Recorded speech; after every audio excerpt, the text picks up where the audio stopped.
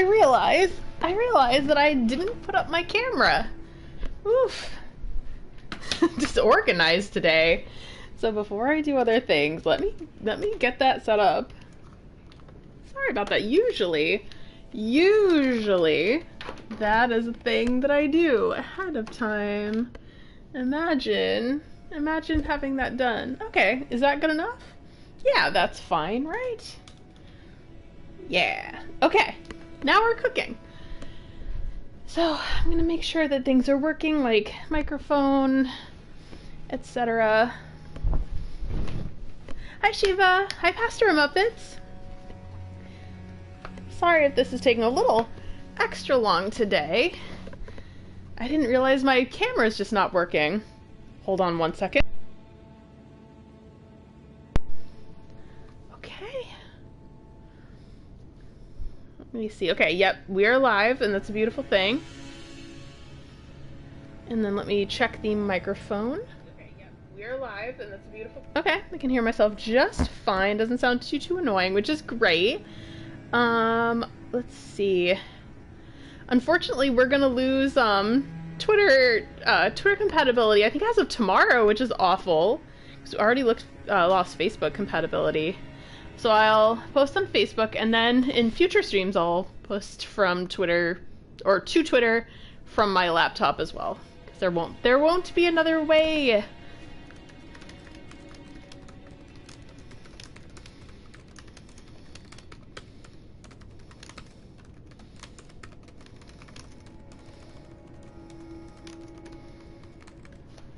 So I spelled Elphael correctly, but not the word the. So that's kind of where I'm at this week. I'll be up there in just a second. All right, awesome. Yeah, looks like I am kind of ready. And yeah. All right, let me get on my house shoes and get started. And there are some factors to this week, but I'll tell everyone in just a second once I'm actually up there. Yeah, the remote of course is here. I have a little mute thing on there, which should get very annoying after a little bit. Okay, alright, hi! Sorry for the delay there. And thank you for waiting. So, this stream might have to be a short one. Unfortunately, I went to... Oh, look at that tuft of hair. That's what happens when you have textured hair. You'll often get tufts and things where you don't intend. But today I went to go eat, and I didn't think of the fact that I have not eaten any red meat in like months. I don't know how many months. And then I got a beef goulash, which is like all beef, and now my whole system just hates me. It's like, what have you done? So it is possible that I may need to cut this stream short as a result of my own hubris. And I apologize for that, but I'm going to do what I can, and hopefully I can get to streaming a bit today. Seems familiar.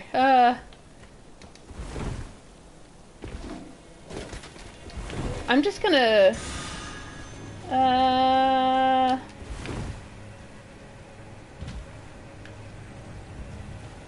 Oh, I didn't get to explore this at all.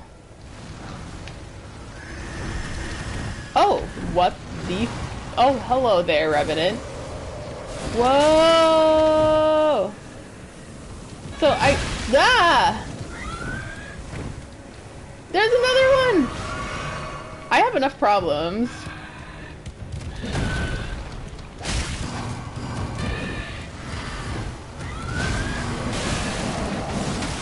Oh no, yeah, this is a bad situation. I could easily die. Yeah. I've made some mistakes. Hi, Exodia. Yeah, the thing is, I have nothing against red meat. It's fine. It's just that I'm like, you know, in general, trying to look after my heart. So I don't generally have it. I don't generally reach for it. Or if, like, lamb is an option, I'll take lamb instead.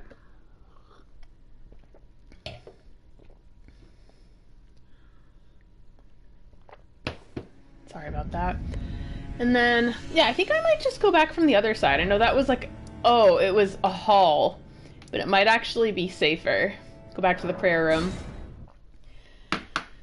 Yeah, it's just something I don't choose a lot, and it's expensive. So, like, just for those two reasons, it's like, I don't choose it very often, but then sometimes I'll see, like, a beef dish, and I'll be like, oh, that seems delicious. And then I get, in situations like these, you know, I get punished for my hubris. So I'm feeling it, truly. Not feeling incredible at the moment. I may have to burp in that case.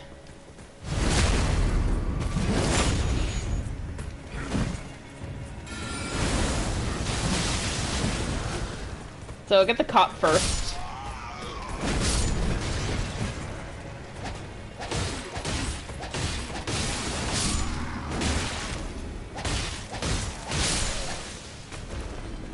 Yeah, I didn't realize there'd be revenants on that way, so that was rough. Erp if you need it, thank you!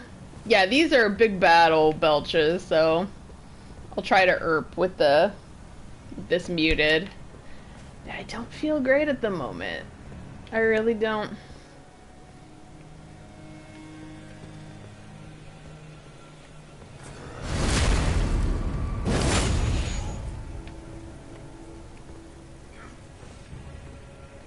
Ugh.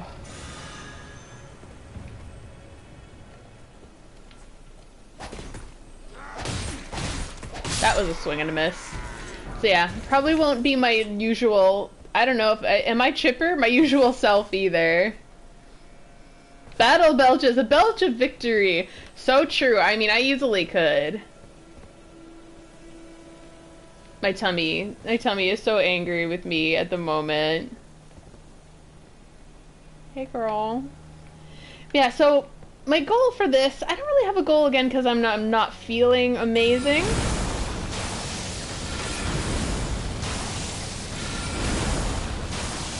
But I realized I missed a bunch of stuff in Elphael. So I'm going back and I'm just gonna explore it. Oh, thank you. I hope I do too, because this could go two ways, my friends. This could be, yeah, I need to defeat that guy too. This could go one of two ways. This could be totally okay. Oh, that's convenient. Like, I could be totally alright and, you know, sleep it off, get better. Or I could get very sick. I don't know. So I'm a little nervous. I'm gonna be a tummy ache survivor today.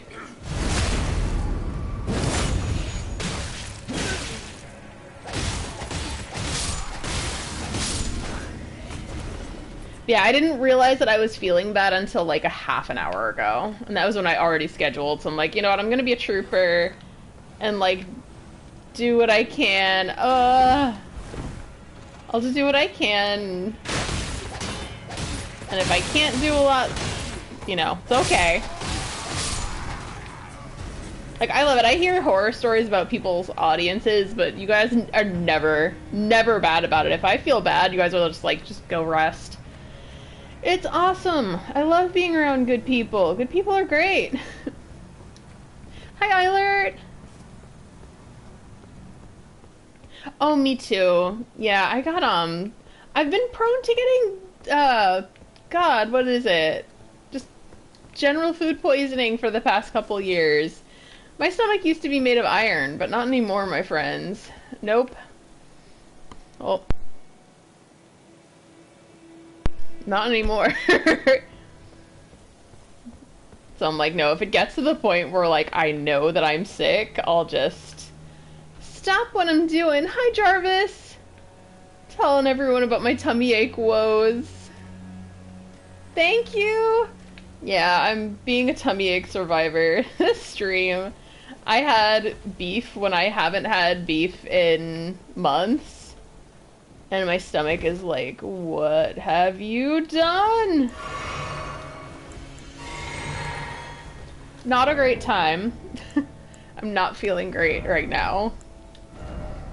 So I'm just gonna try to, you know, do something relaxing, like, you know, play Elden Ring.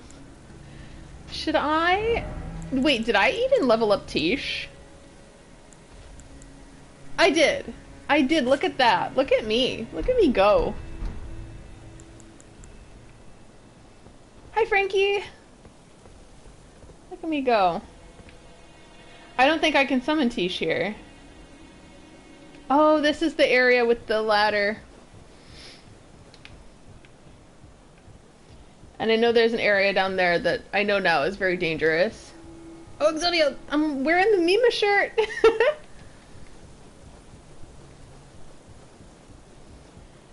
Thanks. Yeah, I get that. But again, it's like I scheduled everything and I was like, oh, I feel a little weird. And now I'm like, oh, it's catching up to me. I don't like it. I'm trying. Where is the dude? Ah, did I just... No, wow. Oh? Oh, he's just sitting pretty over there. A Newman's rune. Okay. I cannot summon Tish. So yeah, we're gonna have to... I'm just gonna have to get raw dogged by this Elden, this Erdtree spirit.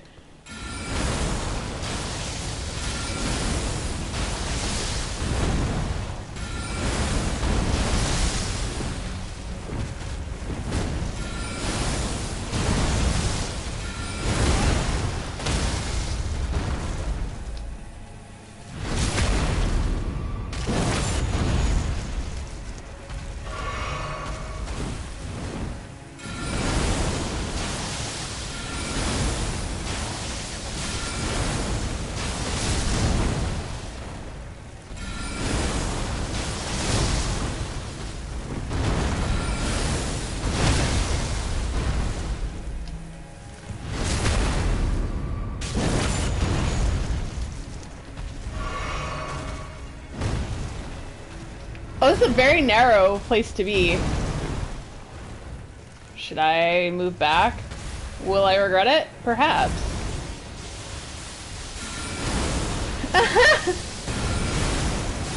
I love getting raw dogged by putrid wood. I mean, that's what's happening in this stream. That should have been the title of this one. Just raw dogged by putrid wood.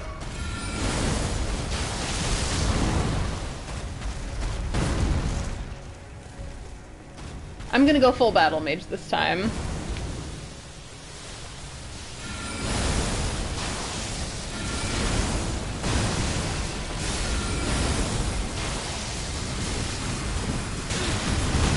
Ooh! They hit very hard, and my character is a squishy man. Oh, shit!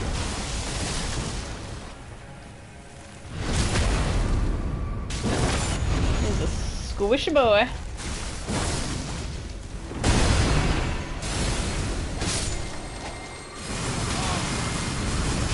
Watch that kill me. That'd be so funny. Yay, we did it! And we got the rotten staff. Look at that. Whew. Okay, should I refresh? Ooh, hold on. Burp time? Yeah. Awful. I feel rotten inside, so I think we're on the same page here. Is this where saves are? Here it is. Got the rotten staff. I mean, yeah, that I guess that's a theme in this stream.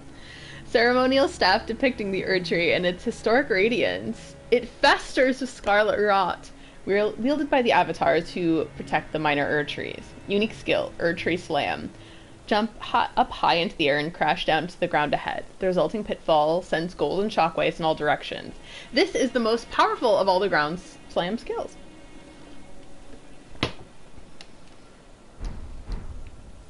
Oh, like Deep Root Depths? Like Dark Souls 1? That is Dark Souls 1, right? I'm a little, oh. You guys, that's gorgeous.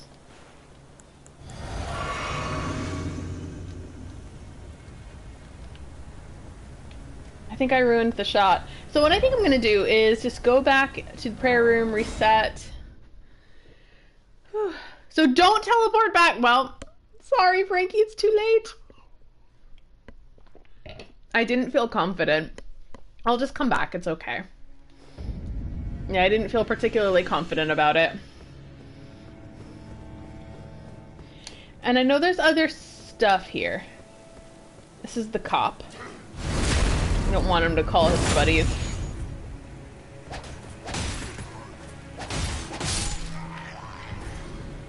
Oh, that went better than last time.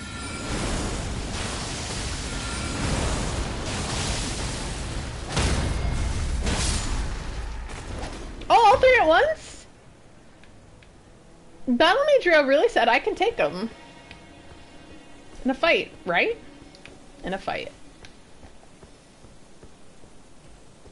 Yeah, it'll be okay. I'm actually doing better than I did last time. If you would believe. And now I don't have to deal with in a fight, right? Now I don't have to deal with that Elphael spirit, so it all worked out. Unless I die here, which would be admittedly really funny. I keep doing the Bloodborne thing. I can jump in this game, but no. Oh, sorry guys, the belching is bad. Don't eat red meat when you haven't eaten it in a really long time. And I really dove in, you guys. I had, oh, what was it? It was like a goulash, so it was like a ton of it. I have made mistakes in this life. I did it! Yay! So that's something. And again, usually, like, if I go for red meat, it's usually like a lamb. Is that even red meat? I would think so, right? Why is it always, you don't have the right, so to speak, you don't have the right, or you don't have the right. One of these could be, like, an entrance to the DLC. Hi, Nelson! Where is the secret talisman? Is it in... Oh, this is beautiful. I'm sad. We're losing, capabilities to post to Twitter now from PS4 and PS5. Sad times. And Frankie, I did what you recommended, and I put on the Nox outfit, and you are so correct. It looks great on him. Oh, jump down. Okay. Interesting. Yeah, I didn't know about that. I would not have known. Really? Like this direction? I mean, it can't be this direction, right? This is... Sorry. Fear of heights. Really? What kind of sauce are you making? I mean, I probably have to, like, ease myself back into, like, red meat. But this is the thing with me. I don't ease myself in. I'm just like, hi! What, a pound of it? Sure! Cool! What, this giant thing? No problem! And then I regret it later. So this side. This side, right? The one that I'm sitting on, Frankie. Because I know you said other side, but there is a delay. Let me know what kind of sauce.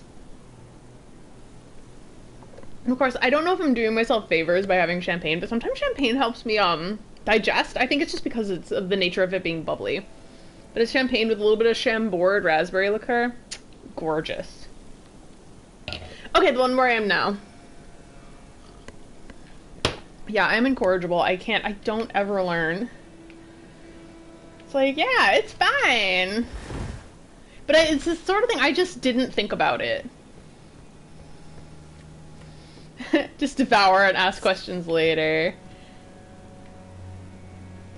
Yeah, that's exactly how I am. It's like, is it a big thing? Sure, cool.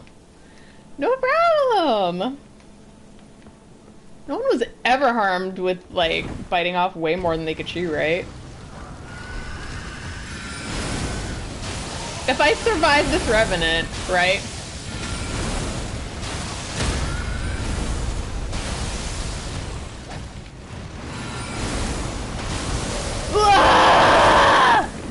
Sorry. These things are so scary! Oh my god, I could easily die. Ugh! What is this human centipede? No, I don't like it! Revenants? Oh. They never get easier.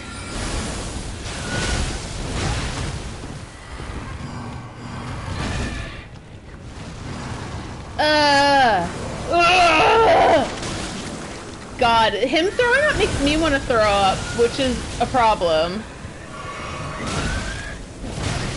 Him like, fuck, God damn it.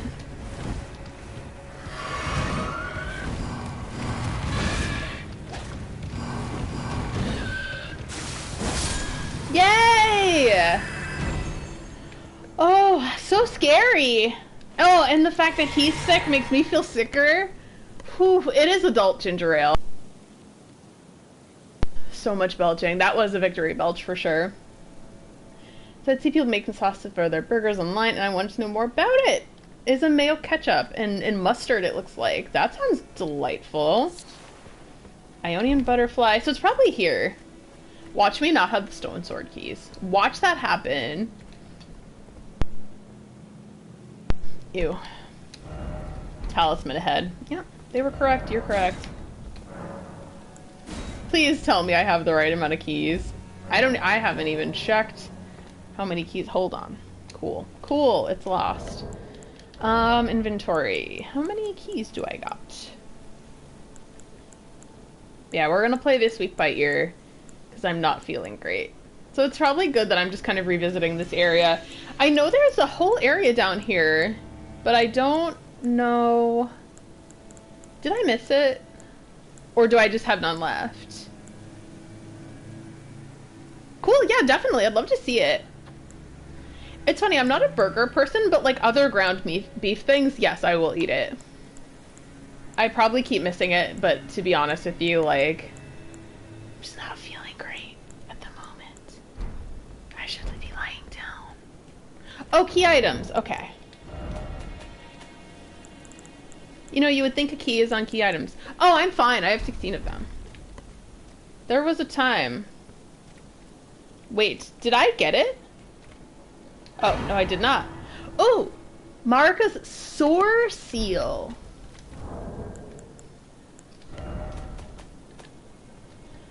Key items, talismans. Yeah, I'll probably just lie down after this. I think that's what the doctor ordered. Hopefully I won't be sick, because I gotta get back to work tomorrow.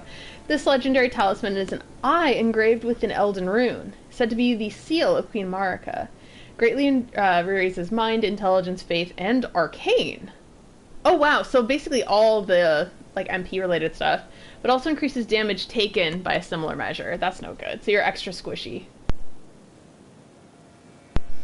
Solemn duty weighs upon the one beholden, not unlike a gnawing curse from which there is no deliverance. Oh. Yeah, Eiler, you're probably right. Because, like, oh my god, I have trouble sleeping, too.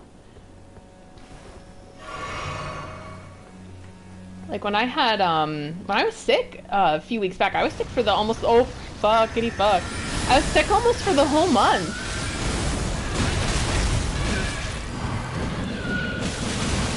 Oh my god.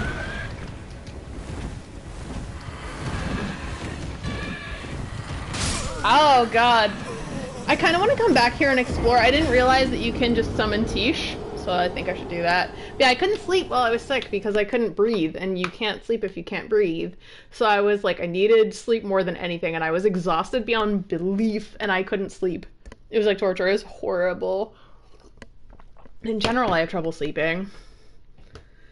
So the only thing left to get in the area is a seedbed curse, but since you killed the poo-poo man, it's not worth it. Okay, so I just shouldn't bother? I kind of want to challenge myself to get my runes back. Yes, indeed, I have killed the poo-poo man.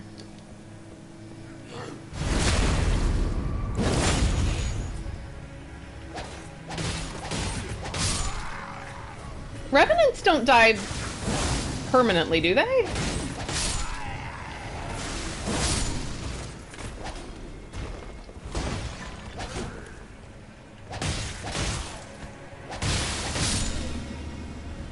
Oh, rise, ye tarnished. Whew. Oh, it was awful. It was awful. Like, the first 2 weeks I couldn't really sleep. Yeah, it was definitely very nightmarish. I think I went to this one here.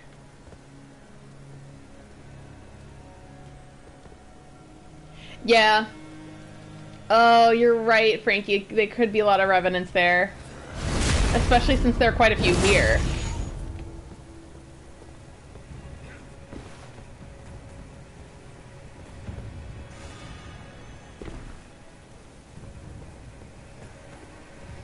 Alright.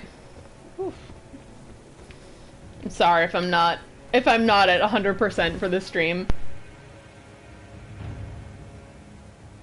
Oof. I'm trying. I'm trying so hard. Yeah, and my hope is that I could just sleep it off and feel better tomorrow. Because I actually don't have any meetings tomorrow at work. So that's good. I can actually get, like, a good amount of stuff done.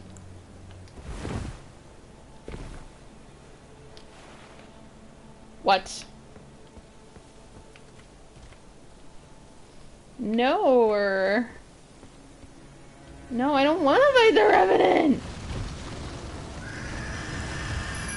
Ding ding ding!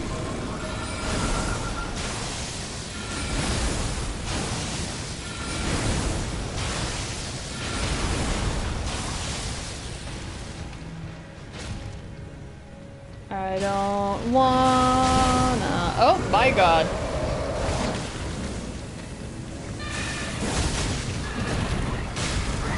Oh. I'm in a poison cloud, friends. Ah!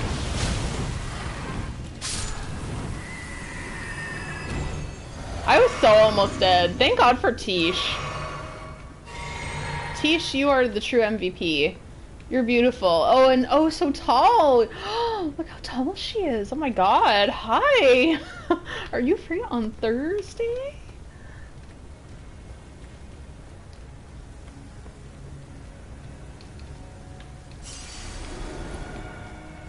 Okay. So yeah, I think since Frankie said that it's not really worth it, I think I'm just gonna cash in with chips and just go back to the inner wall. Oh. Deesh. She is like a mini Dancer of the Boreal Valley. Right? Yes, I know the one you're talking about. The one where she's like this. And then you're like here. You're like, hi. You're a tall lady. Level up. Oh, I need like 200,000. Horny isn't illegal in my country. The reason why I know is because I make the rules.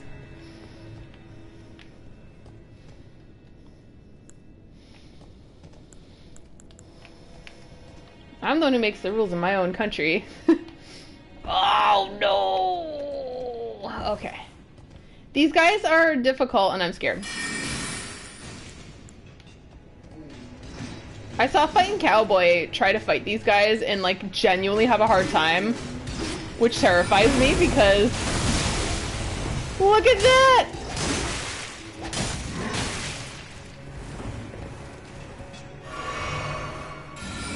Do these guys get any easier?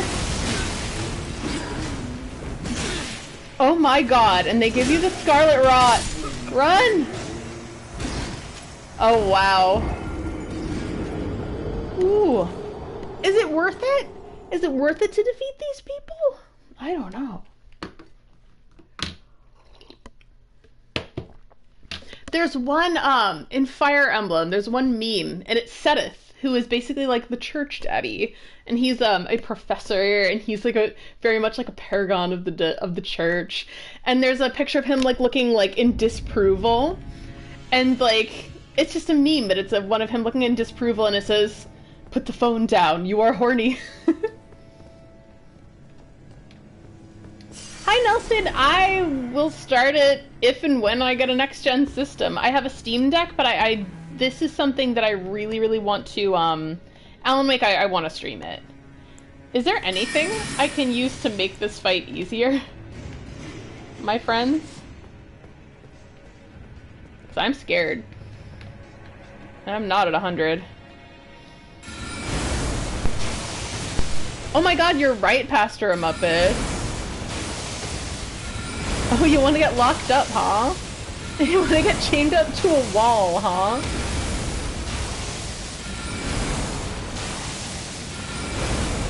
Oh, they just have hyper armor.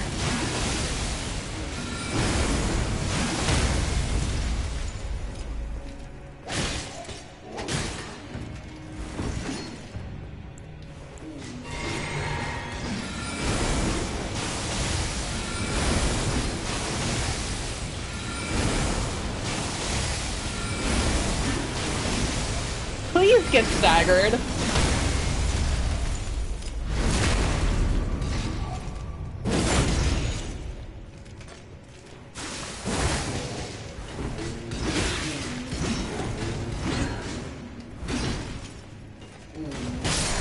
There we go.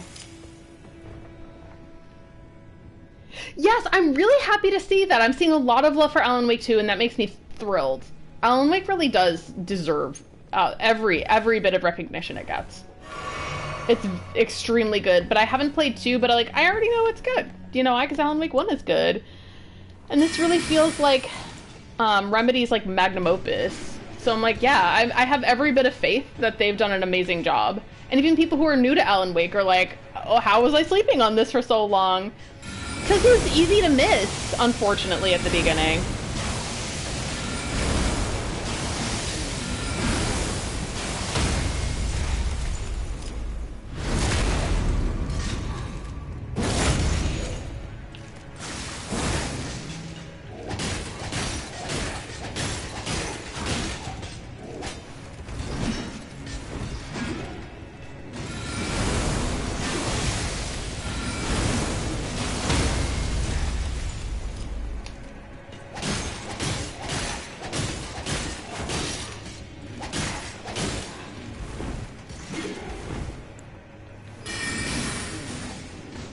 Oh.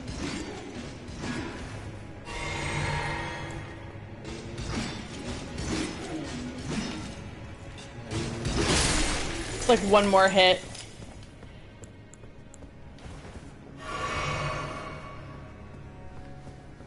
Yeah, when that time comes, like I'll be brave and daring and see if I can get a next-gen system for Christmas. I recently got a Steam Deck, but again, like, I want to play that game on... Oh my god! On something, like... On a system that's, like, worthy of it, if that makes sense.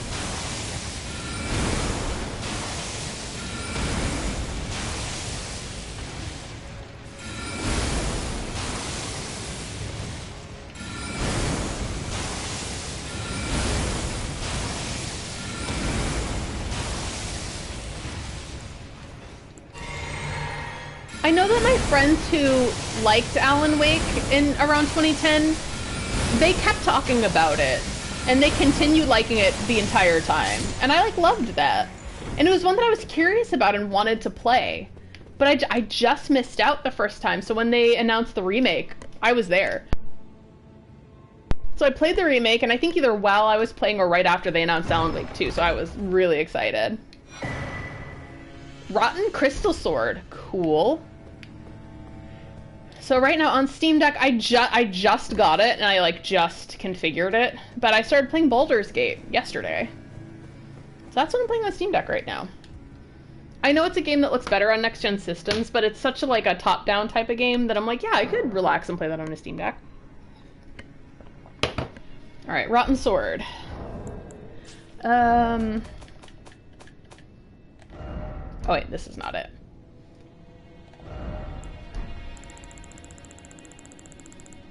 Okay. Sword fashioned from pure crystal, a deed impossible for a human. It festers with scarlet rot. Enwreathed with powerful magic, it attacks scales with intelligence. Its attack scales with intelligence. Oh, so good for my build. How heavy is the sword? Skill spinning slash. Skill favored by dexterous warriors. Slash foes as your body spins. Additional input allows for a follow-up attack. That's nice. I'm gonna sit down just because I'm feeling this some kind of way at the moment.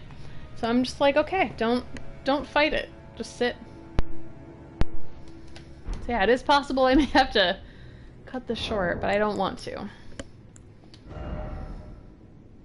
You know, I'm not sure because I just started playing the game yesterday, so I cannot put out a good opinion on it. I'm just gonna go for it. Yeah, I like basically did the character creator yesterday. That's as far as I got. Oh, it's like Link's spin attack. I love that. Part of me would love to see Alan Wake at Game of the Year, even though it's way more likely that Baldur's Gate would get it. And that's still totally fine.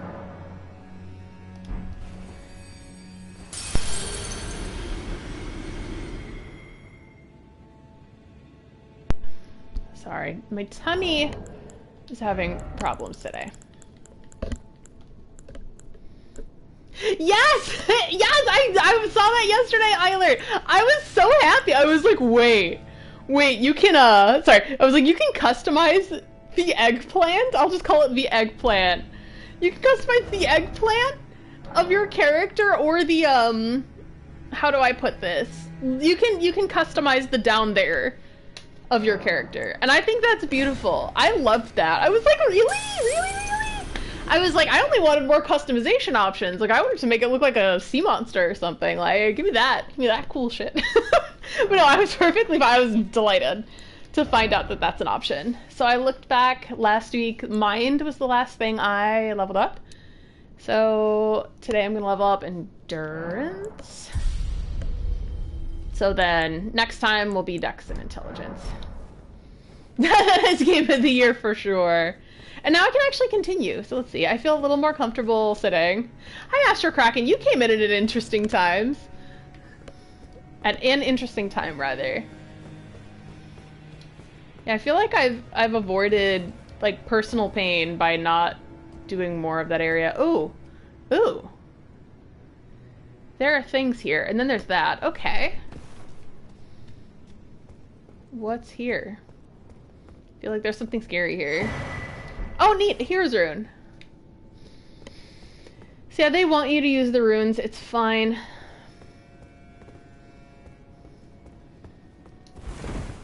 I don't know if I've ever played. Oh no, I played like 45 minutes of Cyberpunk.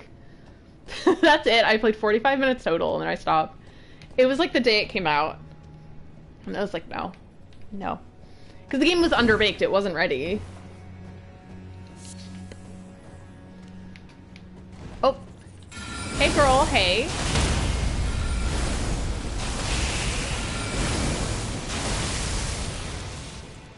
Oh, so this is what we're dealing with. These guys who made a pledge to Melania for the rot. Hi, Eris! Oh, you came in at an interesting time. We're talking about customizing those eggplants. Oh, thank you for your help yesterday, by the way. I asked Eris for help with customization of characters because I was overwhelmed, and we played D&D together, so she knows. She knows my preferences. And my D&D character is a Death Domain cleric. You cannot be a Death Domain cleric in BG3, which is disappointing, but you can be a different domain, so I'm like, oh no, I have to pick something that isn't Death Domain. I forget which one I picked, to be honest with you. Yeah, I know that they improved Cyberpunk, and I'm glad they did that. But yeah, when it came out, it wasn't ready. It wasn't like, it was playable, but barely. Try up, and then down. What about this? I don't want to ruin everything, though. See, yeah, the Haligtree is really... You know what? This seems like something I should film. Hold on. Just the Haligtree. Oh, wait a second. That's beautiful. Are you kidding me?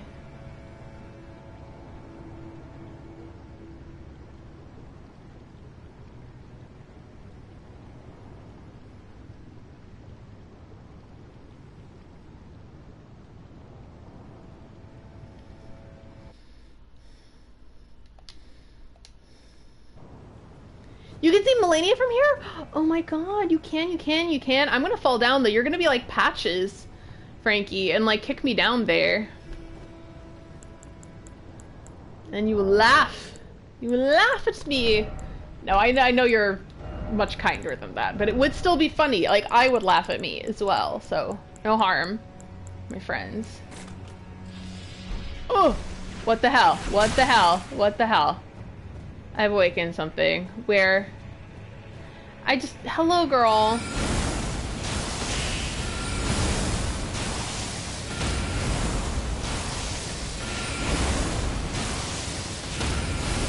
No. I could have probably dealt with that better.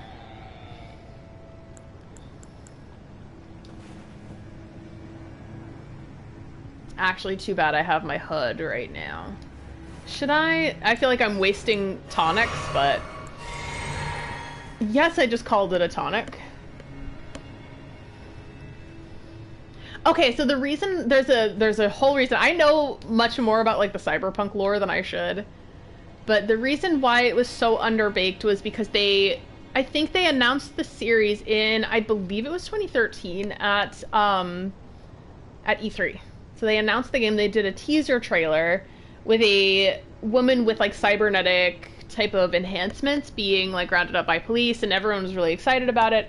And then they went dark for a while, and then finally, I forget what year it was. I was better at this in 2020. I knew all of the lore and all the years and everything, but I think I may even have a lot of this written down in my notebook, but I think it was like 2019 it was supposed to be released, or even 2018, and it just wasn't. And then in early 2020 it was supposed to be released officially, and they were saying, oh yeah, it's completely done, we're just polishing it.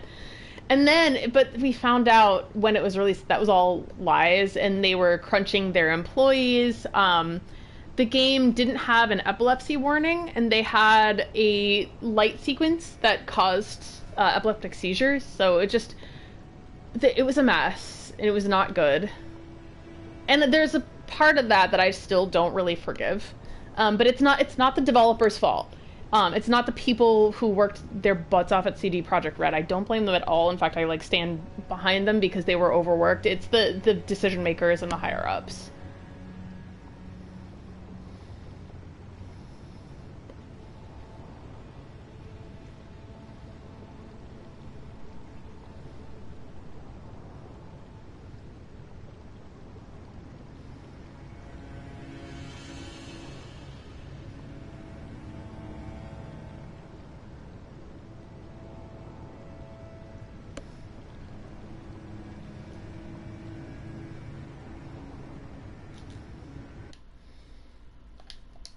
Thanks for your patience. I was just getting some footage there. Because it's cool to think that so Michaelis Haligtree is really like a sacred tree, just like the Erd tree. They've built this incredible Gothic architecture in the Haligtree. And yet, over time, because of Millennia's presence here, it's become overrun by rot. So you can see rot interacting with the architecture and the fauna of the area. You can see the little mushroom growths there as well. So I definitely wanted to get a little footage of that, especially since I chose to do this before lighting the kiln. Oh, hold on one second. Sorry. I'm fighting for my life with my stomach today. Hi, Clary! How are you? Good to see you on here as always. Yeah, of course. And we were just talking about Cyberpunk and like what made the release of Cyberpunk go wrong. I have... Oh, do I have 2 videos on it? I think I have 2 videos about like what went wrong with Cyberpunk, because I was ready to do like a first impressions review. I pre-wrote some of my first impressions of it based on like, I followed the marketing campaign for years, and it just plain turns out that they were overselling the game while under-delivering. Unfortunately, they overworked the people working there, which is really unfortunate. And again, like, that's why it's like, yeah, I'm going to criticize the way that it was handled, but I do not blame the people who are working there and the people who are crunching. They were forced to crunch, which is, crunch is when you're doing game development are these extremely long days. Think like 10, 12, sometimes 16-hour days, where these people don't get to see their families, they don't get to go home, they don't get to sleep normal. Like, it's awful. Honestly, I just feel like it's worker abuse.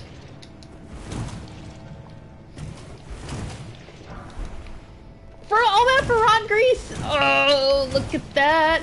I'm gonna get the rot. Good thing I'm a battle mage, you guys. I could just cure the rot buildup. Oh, it's still building! It's still building. But yeah, I think that another thing is that I don't think they began development on Cyberpunk until way after they said that they were. I think it was, I don't know if it was after Witcher 3 again. I knew this information before. Be wary of enemy, so to speak, tried down. Was this where I was before? I think it is. I think this is where I came from. And I just kind of dropped down. Yeah. I mean, Witcher 3 was a great game. And I think they wanted to, like, I wanted to believe that Cyberpunk would have been an incredible game. Like, I followed the marketing cycle for it. They were doing costume contests early in the year of its release. Like, they were really aggressive with it, but I think even the marketing team was probably given a set of information about the game, and you know, this is me, I work in a marketing department. A lot of the times you don't know the state of, like, the actual technology you're trying to market when you're in the marketing stages. Again, unfortunate, and I don't blame those people. I do blame, like, I think the CMO would probably know, but probably not the, you know, your regular marketing grunts like me. Oh, sorry, this is beautiful.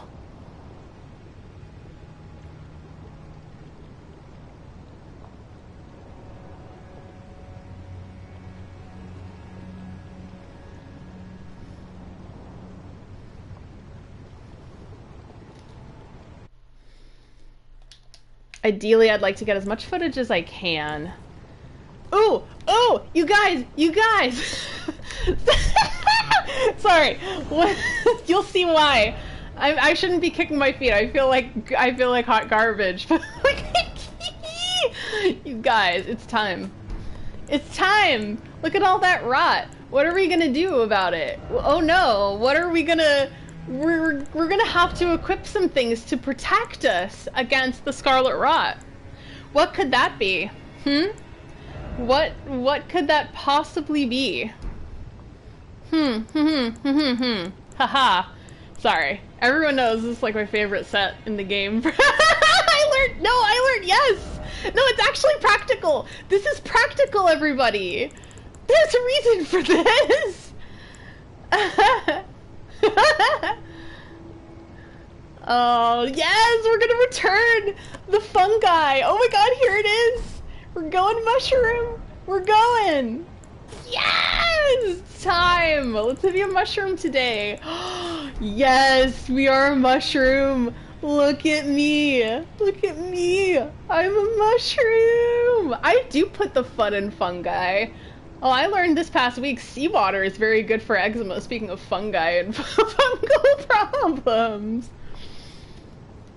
So this is the mushroom set. So now he gets to be a mushroom. Oh, look how good he looks. He's so beautiful, Cayenne. I'm like, I think he's like ridiculous. Like, I wish I could look like that. Like, he's gorgeous. With all this like fungi coming in. Like, look at him. Try target lock. Oh no. Our Elden Lord. Alright, what is that? What is that? That is such a far-reaching spell, that's so funny. Oh, that actually does decently against him. Yes, we're fungal! We're fungal right now. Oh, you know what? Did I rate this message? I should. Bakari, you've even seen me talk about, you've read a thing where I kind of talked about this outfit, the mushroom outfit. So this is the outfit I was just describing. Is this outfit. I was in the Lake of Rot and I had talked about the Lake of Rot. And this is similar to the Lake of Rot, except this is more flowing. Ugh. I know there's a way. The world of shrooms. Maybe there will be an ending for the fuck, sorry, ouch, fuck, God. There's two of them! Unfair! This is a gang situation. This is a gang situation. That's fuck. Abort! I'm gonna actually abort. It was all fun and games. Until this game got less fun. There we go. Flame cleanse me. No, you wouldn't. Go away. Eat my gravity magic. No, unfair. I'm still accumulating Scarlet Rot, you guys. Wait. It's probably not worth it for me to even fight these guys, right? I have feelings right now. So, friends, it's probably not even worth it to fight these dudes. Am I correct in assuming that? Am I correct? Because fuck, I forgot. This is why I checked my stats. I feel like either I'm shadowbanned from YouTube, because I swear a lot. I talk about queer culture a lot. It's bad. So yeah, I'm pretty sure I'm shadowbanned from YouTube. I got oh my god, 1 subscriber in the past 28 days. Plus I use my channel for live streams now instead of making content, just because I had like just a lot of trouble with just my own self-image and like editing images of myself for hours on end. The prospect of it got so bad that I just was just like, I'm just gonna use this for live streaming and like, cause like me being social with you guys, too gay for pay. I know, and I'm not even gay for pay. I'm just gay. And when you're non-binary and bi, you're just like, I'm gay. And if you're like, what does that mean? I'll be like, yes. That's all I have to say about that. So it's probably not worth it to fight these dudes. I'm probably just gonna... Oh god, I didn't need to do that. Hi, girls. I don't know why I assume they're girls. Ah, why?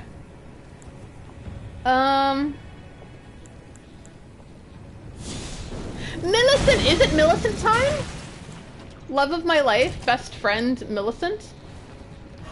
I do adore her. I love Millicent. I don't know if I need to be sorry necessarily that I'm like sitting and you can't see me, but like my tummy was hurting and I had to sit down. YouTube is really like, you don't have the right, oh you don't have the right, oh you don't have the right, oh you don't have the right. Oh.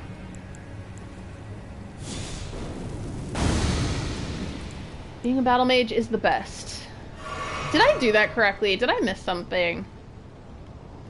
Gay to be paid! Oh, maybe one day I can be gay to be paid. The powerful combo where you can be gay with everyone. I'm like, yeah, like I don't understand and it's hard to explain, but I just feel like no matter what I feel, it's just gay. Oh, I'm good, thank you, Frankie. So Frankie is incredible and knows like, just like I often have like people, Frankie is one. And when I used to do earlier afternoon streams, Danger Man, who often, oh, I should have just not. Danger Man knows a lot about these games as well, and he was, sorry, incredible during my Sekiro journey in giving me directions, and I'm grateful, very grateful to both of you. Oh my god, oh my god, oh my god, oh my god, can I see my, oh, I'm gonna fall. And yeah, I react like this. If you're like, oh, that's a really exaggerated reaction, it's because it is. Because I'm afraid of heights, my friends. So if you hear me being like ridiculous, it's me being afraid of heights. Oh! Ionian butterfly. Oh! That's my girl Melania. She's down there.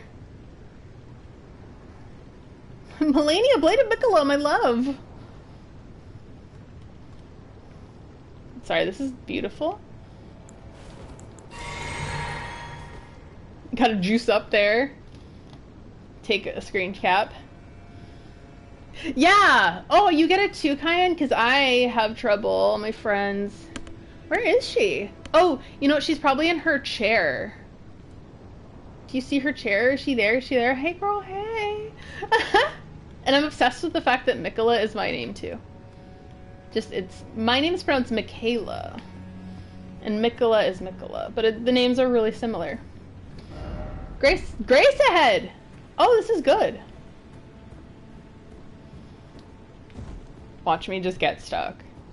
Oh, hello, girl. How you doing?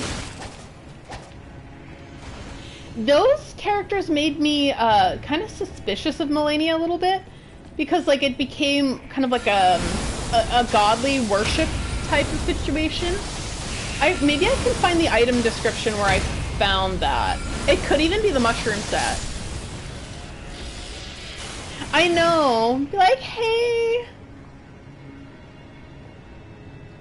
I have not tried VR for acrophobia. I know there's an elevator game which can strike fear in VR. I may sit down again because I felt really good while sitting down. You know what? You know what? Why don't I just do that? Why don't I do the Dolly Parton thing? Dolly Parton often sits on stage because she's an older lady and she's like, you know what? I need to sit. Look at that! Look at us! So I'm adjusting, but you can see my Mima shirt better. My shirt of Yu-Gi-Oh! I have a shirt of him, I have a bag of him. Honestly, like when you're in your 30s, you stop caring about being age appropriate, I think. Like, nah, wear the thing. 20-something me would have had something to say about it, but you know what? She's not here, so... Ooh. Yeah, I feel some kind of way. Sitting down was the best option. I feel like this is too much of me, though. I don't like to see this much of me. Hold on. Oof. Again, apologies. Digestive issues they have hands right now. Oof. Yeah, I'll rest with the grace. I think it's a good idea. So friends, now that we're resting, should I keep the mushroom set on? The mushroom set stays on! Or should I change? Because this is not, you know, it's not I'm very squishy. I'm not the most protected in this outfit. Ooh, I missed a cough there. Oh, I totally agree, Astro Kraken. Yeah, Dolly has a chair. Because she knows she needs it. And I love that. She's like, at my age, like... Off, please! Too bad. The mushrooms stay on! Am I near Melania? Ah, help me. You know what? Yeah, praise the message. Try fingers. Likely death. Yeah. Yeah. There's 2 ways to go. Oh, I don't know which way to go. I'm gonna keep the mushrooms on for the moment, even though this seems like clean water. Oh, he has very dirty feet right now. Kyan, don't you dare.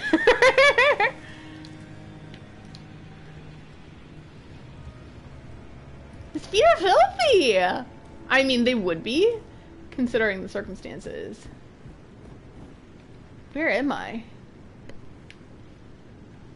White! Wow, hey! Miyazaki! Sorry. I really appreciated Kyan yesterday when I talked about being able to customize the eggplants in Baldur's Gate 3. You were one of the lovely degenerates that were like, yes, yes, ha ha ha, yes. So that was just going backward. No, but I love that, because, like, that's something I get excited about. I'm like, oh, that's so great. Yes, let's customize it, why not? Again, I wish there was, like, a cool sea monster option, but because there is not, you know, we'll just do whatever my preference is, and I think that's beautiful. You can have whatever equipment you want to have, you can have, which I think is cool. I'm like, we made this philosophical. Oh, there are different ways to go about this.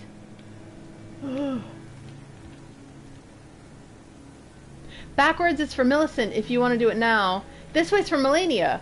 Ooh, yeah, I'm not gonna do Melania yet. I'm gonna get my ass kicked. So maybe Millicent? Where is the Millicent stuff? Yeah, that's one thing, Kyan. They have tattoos, but it's only face and neck tattoos.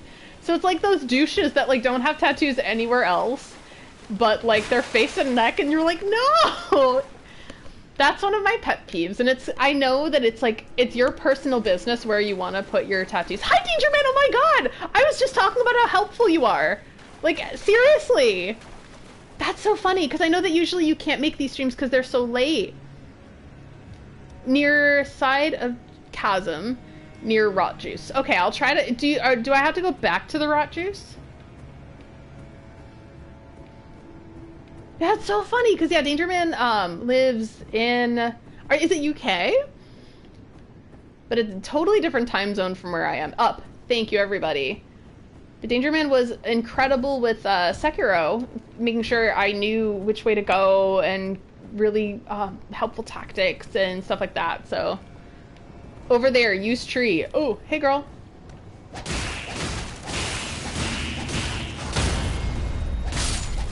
You know, it might be the mushroom set that tells you about their lore. Like, in this juice. Ugh. Yep. It's so funny. I was like, yeah, you're probably gonna watch this later. Okay, what was I looking at? I was thinking the outfit that I'm wearing has some very juicy lore about like Melania and the rot, and the fact that these creatures have taken like an oath to the rot. Even the Clean Rot Knights accepted rot into their systems. Like, for example, Winged Helm of the Clean Rot Knights, celebrated for their undefeated campaign in the Shattering.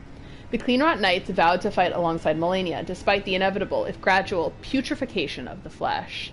Their acceptance of their fate made these battles the fiercest of all. So they were slowly putrefying, and yet still fighting. And fighting fiercely and undefeated, which is incredible because their bodies were falling apart. Mushrooms found growing all over the body. These overgrown mushrooms have colonized the head. To those enraptured by the scarlet rot, they are holy vestments that root one to the earth. So that isn't it. It is... Was it a spear? I don't remember. That's the Albinurix. I'll see if I can find... Oh, I can't wait to meet Astarion. Astarion reminds... Oh my god, he's like... I feel like we'd be thick as thieves together. Yes! Dude, with Astarion was turned apparently when he was 39, and I'm like, oh my god, perfect. Perfect. Because I'm in my 30s as well, so I'm like... I know he's like over 200, but in my head, he's in his 30s, so I'm like, that's beautiful. And he acts like he's like just a silly 30-something. Sorry, I'm putting this up because I'm uncomfortable looking at myself. And I know it's not ideal, but I'm uncomfortable looking at myself. I don't like it. And I'm pretty sure, hopefully no one else feels the same way, but I do.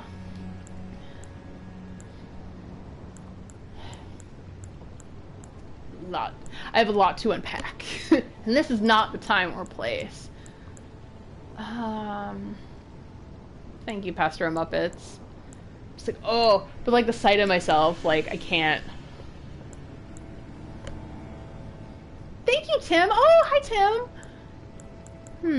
What was I looking for? I was looking for... Yeah, Kyan, you get it. Is this it? No, it's Hoslow's stuff. It is the weapons that those little dudes use. Am I in order of acquisition? I am. Oh, I have no clue. I forgot what they look like. Okay, maybe later. But those... Oh! There! There is where I'm looking for. Okay. I was like looking at it this whole time. Yeah, I want to read some lore, and I'm like, that might take a while because I don't know exactly what I'm looking for. So for any of those not in the know, I think this is actually helping me with digestion, funnily enough. Because any new people know I'm having stomach issues today, and it's not pleasant. And it's because I ate red meat when I haven't eaten red meat in like months, so I'm struggling. But this is champagne with a little bit of Chambord raspberry liqueur in the bottom. It's heavenly. It's delicious. It's so good, and I think the champagne has like blackberry taste to it, so incredible. First off, luring out. Try sorcery. Good thing I am a sorcerer. Oh, but it's so good. It tastes like a dessert. It's amazing. It tastes like a black forest cake with raspberry. I know, we're tummy ache survivors. I know that people are like, oy. Like they're like, anyone who says tummy ache survivor would not like survive anything. But I just think it's a funny, like tummy aches are like, they're not fun. So I just think it's kind of funny to make light of it. Oh yeah, it's so good. I highly recommend it. They do holiday. If you go to like liquor stores, they often have holiday packs, so you can get some like, it's like Corbel, and I got some that sounded like a better pairing for it. I forget exactly what it's called. It's some sort of Italian, just sparkling wine. I never go too expensive for champagne because you don't need to. Go cheap. Yo, tonkatsu ramen. It was out of commission. Oh no, yeah, I did have tonkatsu ramen a couple days ago. A crispy duck ramen, but it was in a tonkatsu broth. And anyone who doesn't know, tonkatsu is a Japanese broth made out of like a pork bone base. I don't know, Frankie, but that sounds very fancy. Frankie is Italian.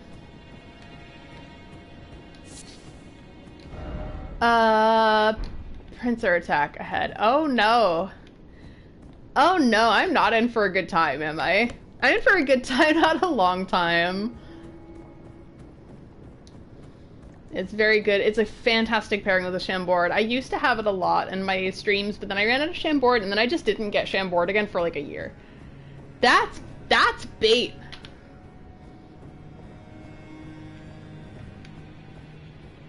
He looks ready. Yeah, he does look like he's here for a good time, not a long time. Time for sadness. I love notes in this game. Oh, yep. Is Millicent here? Yeah. Oh my god.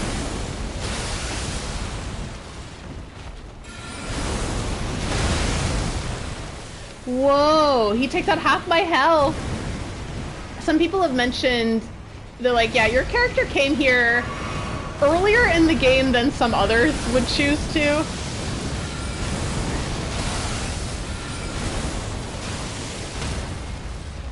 Oh. Oh.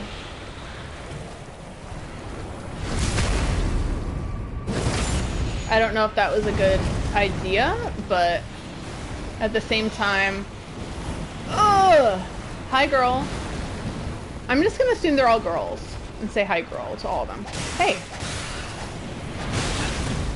Oh my god, am I gonna fall?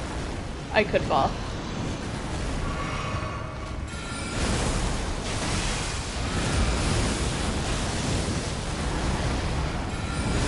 Yeah, try sorcery is right. Oh, wow.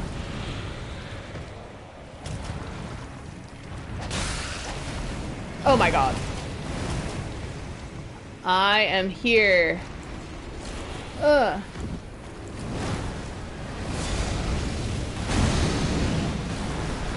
I still have Scarlet Rot after all that.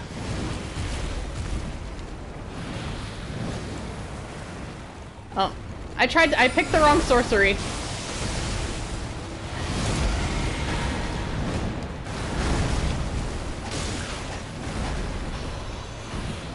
Do you bleed, demon? Hi there, demons! It's me, your boy! Is it worth it? Oh no.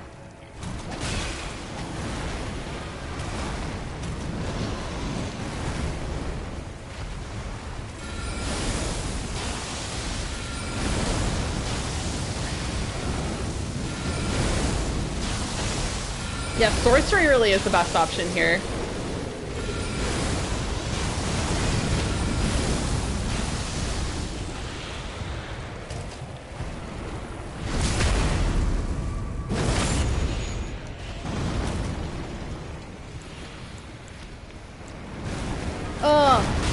Oh my god. Ah! Oh, am I dead? I could be dead.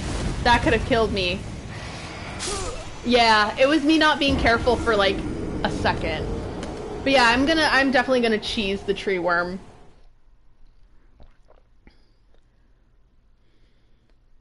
Does this not have the dodge forward like Bloodborne?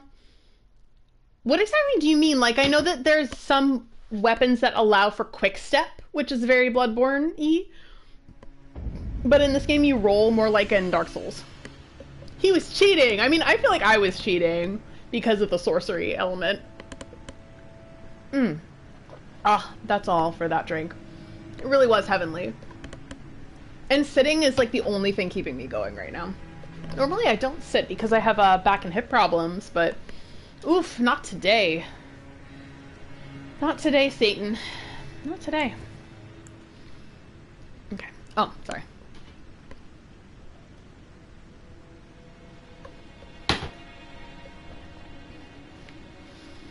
Oh, okay, so it's not true cheese. I kind of like how I was doing it. It felt interactive. The hop thing, so you don't miss the visceral. Yeah, the quick step is only allowed with certain weapons, and it's like a weapon art. Not today, Stan! Not today, Satan. Not today.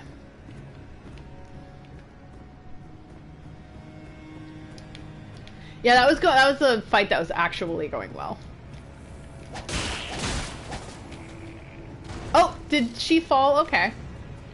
Okay. Cool. Just continue that trajectory.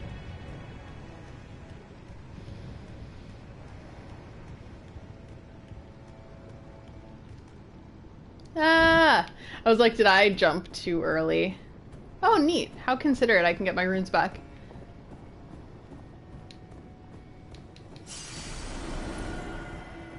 I miss visceral attacks, though, from Bloodborne. They were one of my favorite attacks ever, of all time.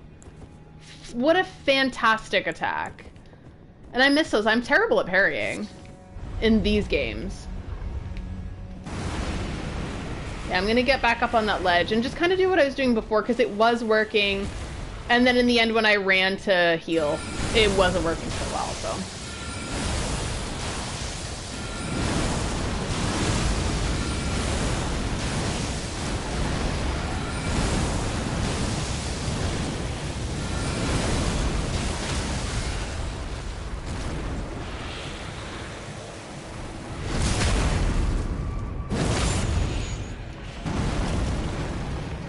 So I know with these worm-type monsters,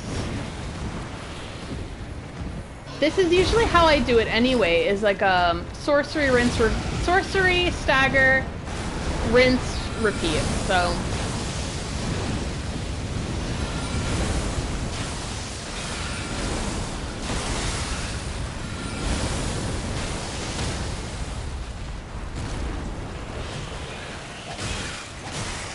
Oh!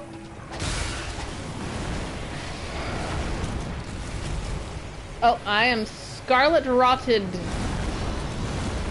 Oh, shit.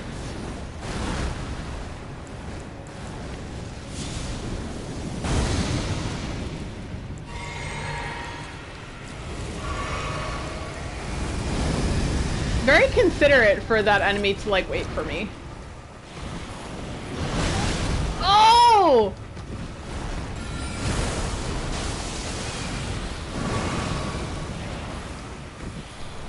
Oh, it's very rotted right now.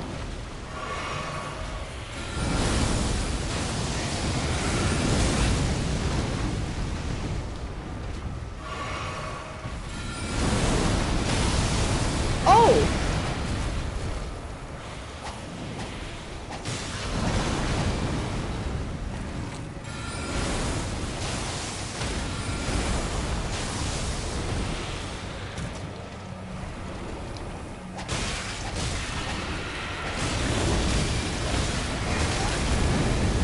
I should have seen that coming. Oh! Oh wow, good thing I kind of replenished twice. Oh my god. This is scary. I'm playing like a very risky game here.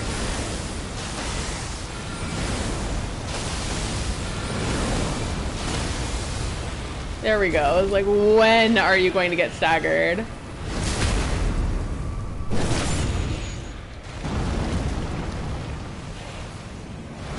Oh! No!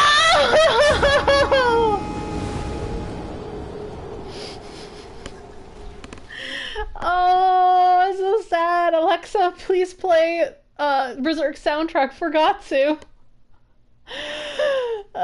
Good night, everyone. Goodbye.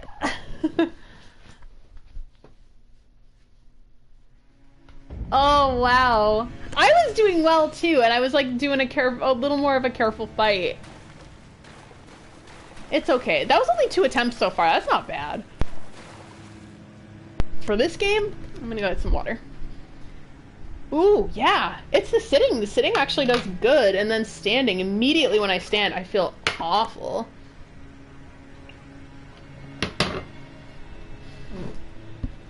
Yeah, for sure. When someone says time for sadness, that is something they say from experience. Oh wow, I went in the total wrong direction. Oh wait, no, that was the right direction. Sorry, I'm a little distracted because I'm not feeling great. I'm like, where am I? Who am I? Yeah, you're kind of right, Shinta. I go for it because like the staggers are pretty powerful. No, you're probably right. I'll agree with you, but that doesn't necessarily mean I won't make the same dumb mistake I've been making. But I like agree with you on a philosophical level.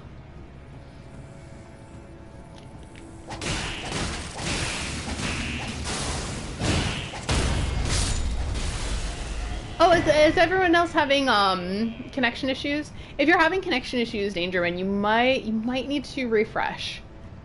But occasionally I will have connection issues as well, so it could be me.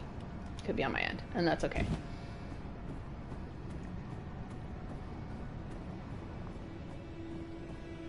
Okay, that was beautiful for that last few seconds, so I'm just gonna take a clip of that.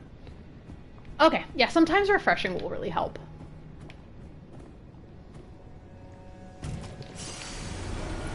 Was that worth it? I don't know. Yay, okay, that's good. I'm glad that the stream's doing okay. Because sometimes it doesn't. Hello? Oh, okay, there we go. I'll get back on my perch. Yeah, I kind of like fighting this way because it's not, you know, 100% cheese. It's cheesy, but it's not all cheese. You know what I mean?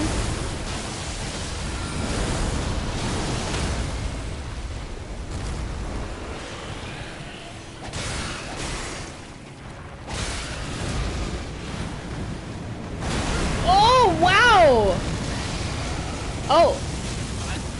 Oh, I'm getting swallowed by the big dragon! That's not what I want to happen today. No being swallowed, please. And thank you. Oh, sometimes, oh, the greatest enemy truly is the camera.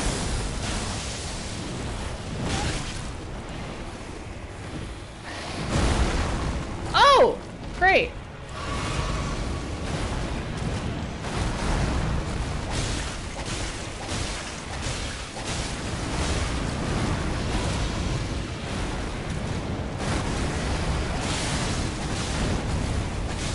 Now I've just had it.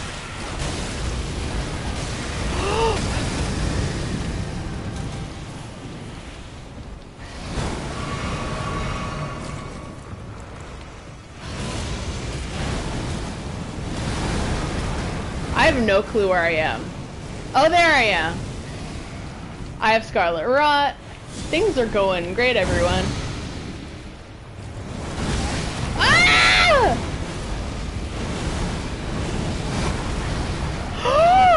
I fell again! Hey, Melania! straight to Melania. Oh, I was, I keep doing well and then I'll like fall off. Like something will happen. Yeah, I guess, you know what? My goal for this stream, you know what that is? It's defeating this worm. This has turned into Smash Bros. And I'm not doing great, just like on Smash Bros. Everyone's gonna hate me. You know who my favorite Smash Bros. Character is right now? It's Byleth. Game! So true, Frankie. I love Byleth, but that's because I'm a Three Houses fan. My friend loves when they add new Fire Emblem characters to Smash, just because she loves chaos. She loves when they like get angry. She's like, no, I want them to put more Fire Emblem characters in that game.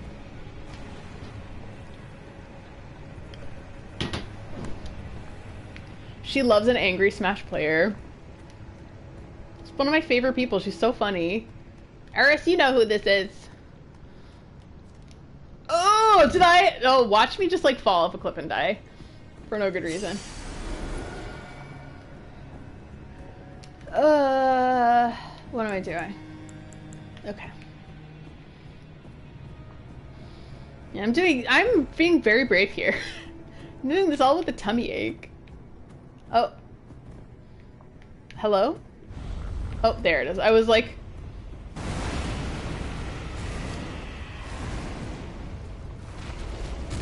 So I need 4 of these rock slings to stagger.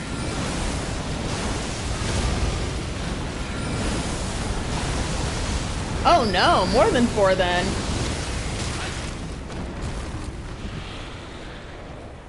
See, watch me not learn. Oh my god! Watch me not learn! That was me being clumsy. That was me just being clumsy, everyone. Oh! And when I breathed out, my back hurt.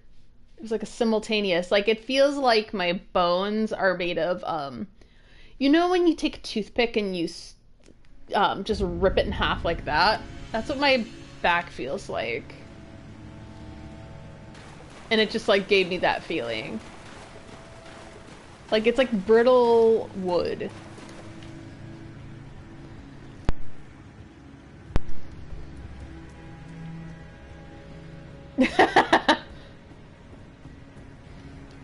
I'm doing the best I can. I would love to just be like old and playing these games. Excuse me. That's a lot of thrusting. She's really like pew pew pew pew. Are you really gonna go up the stairs? Yeah. Do you know what? I will admit I really like the sound of like his footsteps. Like the barefoot like running. There's something like very lovely about that sound. Wink. Yeah, when I actually do well in this and when I'm like hitting the worm with my bleed weapon, it does well, I will say. You know what? Maybe I can use my sidekicks. You know what? If I continue dying for a while, and if I don't get better, then it seems that I can't. It seems that I cannot.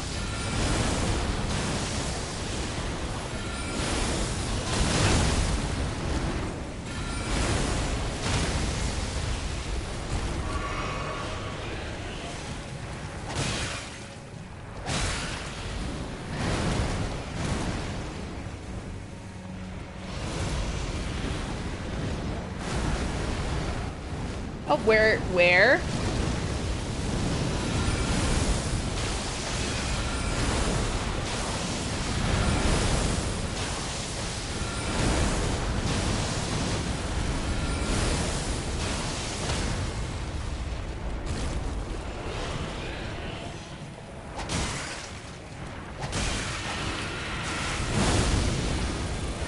Oh my god. I should have been prepared for that.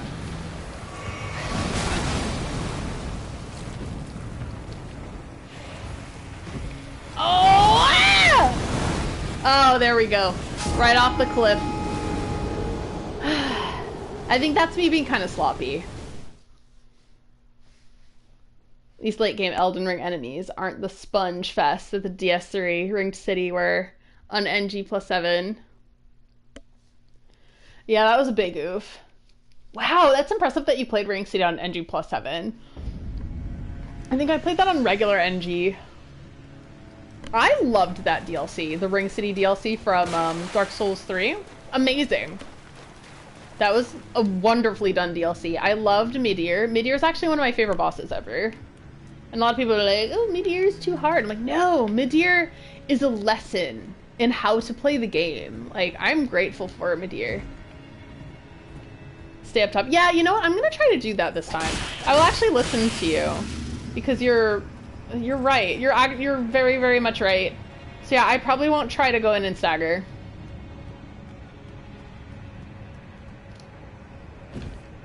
Like, you are the one who is correct, Shinta.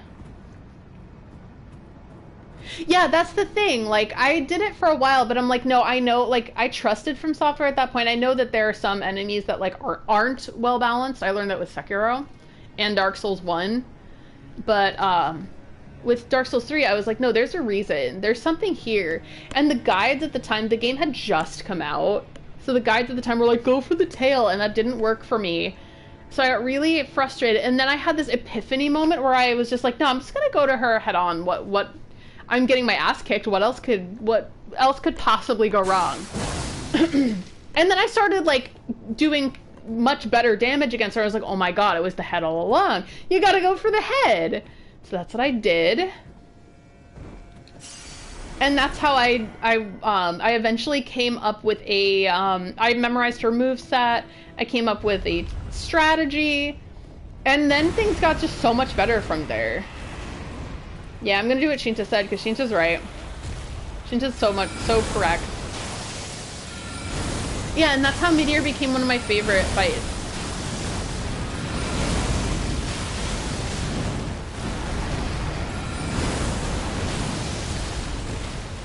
Because she represented, like, everything that Dark Souls represents in terms of, like, learning movesets and improving, getting better.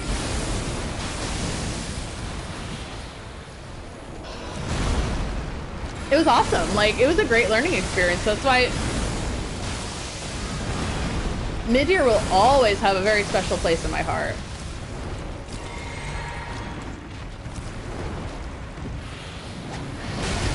Oh!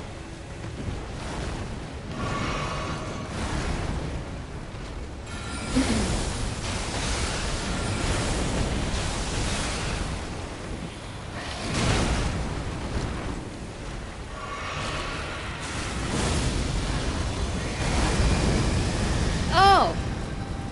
I almost fell into that. I did fall into that.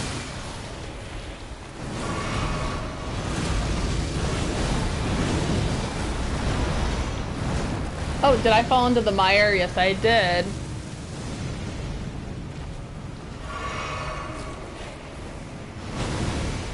Now she's back in. Good. Yeah, Shinta, your way was correct. Your way was so correct.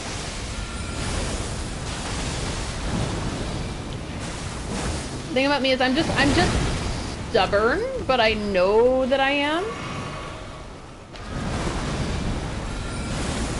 So I try to just roll with that and, like, be aware of it. Because when you're self-aware enough to know that you're a stubborn person, sometimes you can get your head out of your own ass before it does damage.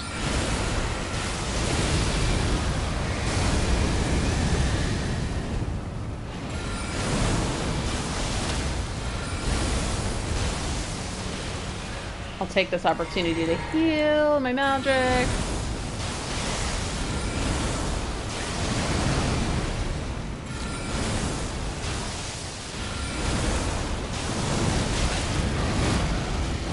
Oh!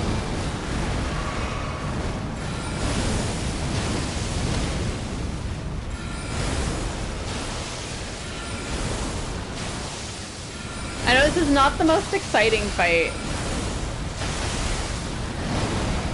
but it's practically going well, so I say that while I get my ass kicked.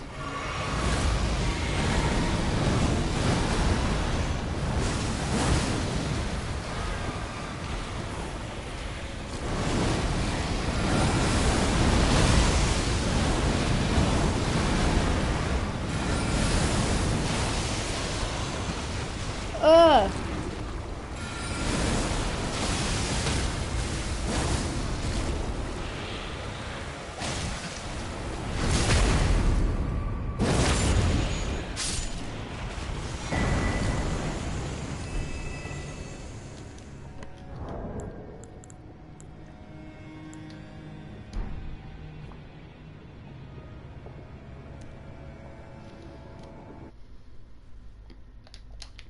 That was good!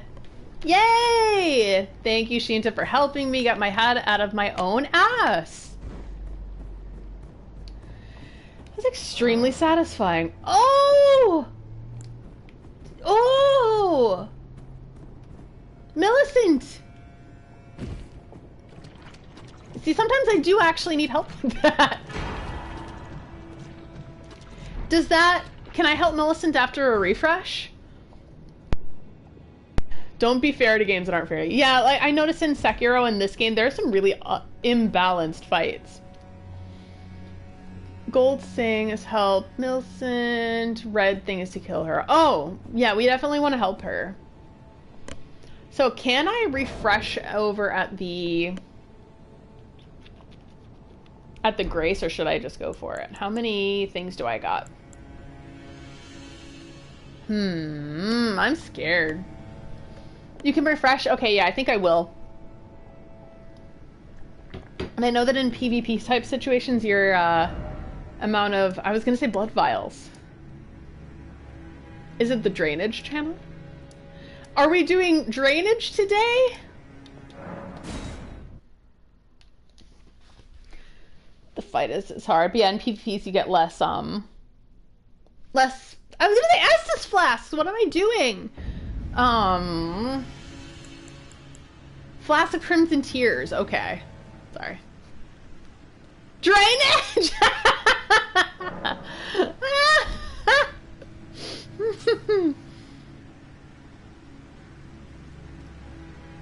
Oh, sorry about that, Pastor Muppets. We need... Sometimes drainage is good. Is good. Ignore me. Don't ever listen to me, ever. Listen, the waspy neighborhood parents said I was a bad influence, and they are correct. I am. Okay. Why would I want to kill Millicent? She's the love of my life. And my best friend.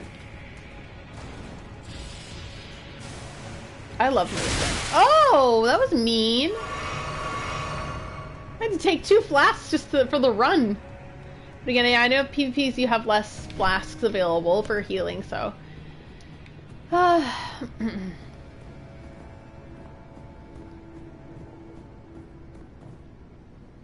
challenge Millicent. To assist Millicent. Yeah, I want to assist her. Why is it always sacrifice? In short, visions of think carefully. Oh, don't you dare seek left.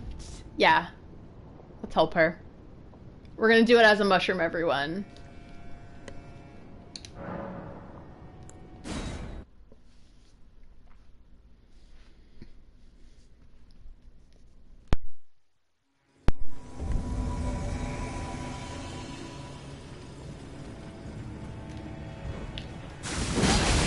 Whoa!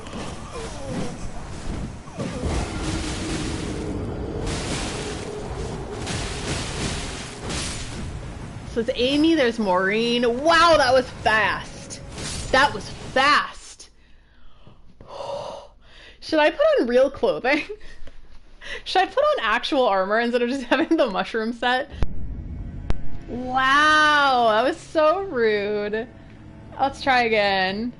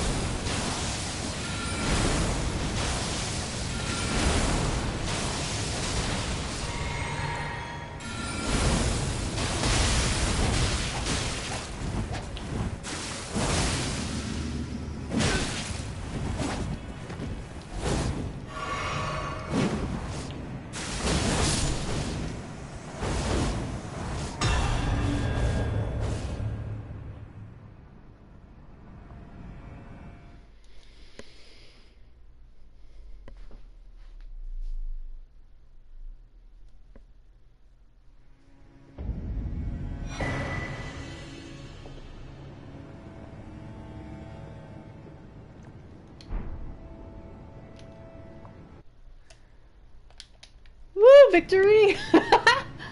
Is Millicent around here? Can I talk to her?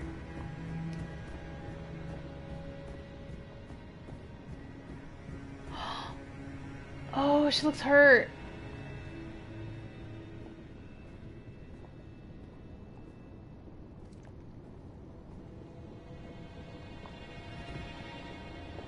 Oh. Hello. Thank you for lending your hand. Without your help, I could not have defeated that quartet. I feel as if I've been in your debt from beginning to end. Thank you. With your help, I was able to live as my own person, if only in passing. But this is where things end.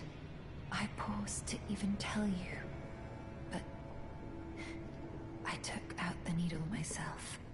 Tell whoever put you up to this that if I am to flower into something other than myself, I would rather rot into nothingness as I am. Please, let me pass alone. The scarlet rot rides now, worse than ever. Soon, I won't be more than a mound of flesh, curse-laden. Untouchable. I wouldn't want such a thing to bring you harm.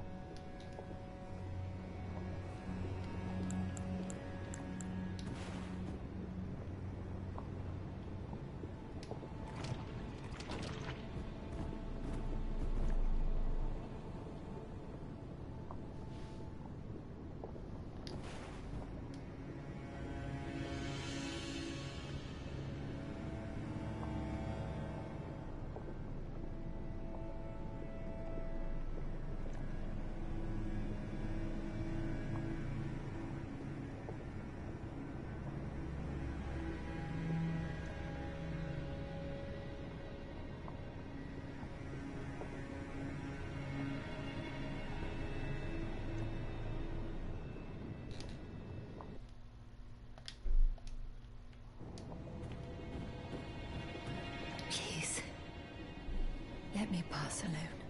The scarlet rot rides now, worse than ever. Soon, I won't be more than a mound of flesh, curse-laden. Untouchable. I wouldn't want such a thing to bring you harm.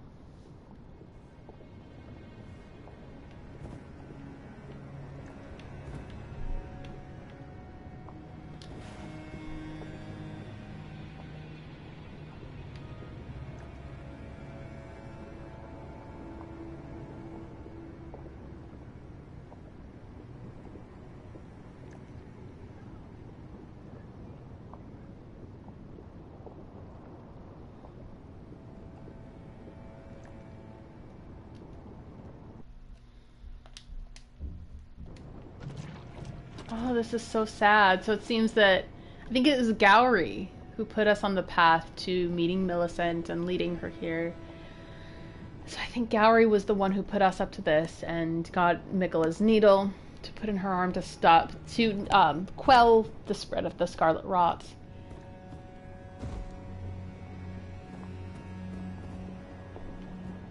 Oh wow, if you get too far away from her, was that normal?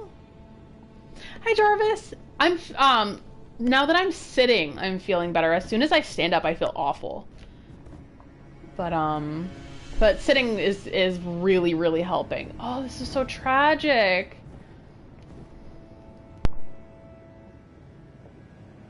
And you wonder though, would Melania like even know who she is? Because she is far along her Scarlet Rot journey herself. So I think what I will do from here... Oh, I just wish I could stay with her. Like, honestly? Like, she's like my friend. I feel like she's my friend at this point. Just like Raya and everyone else. And Rodrika. Like, my battle mage, all his best friends are the girls.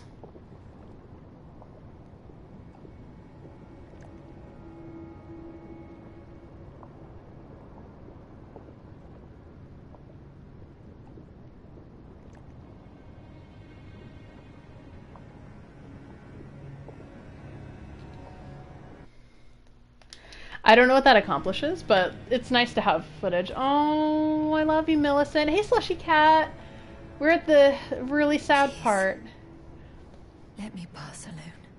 The scarlet rot writhes now. Worse than ever.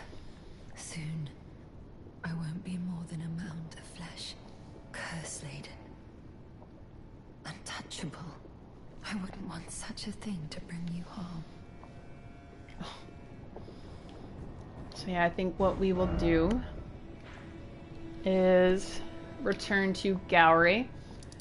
All the way back in Caelid. So is Gowry Shack. Gowry Shack, where it is around... Was it around here? Yes, here's Gowry Shack. Alright, so we'll go to Church of the Plague.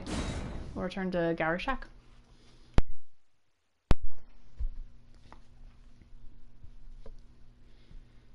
Also, just it's a practical barrier. More water.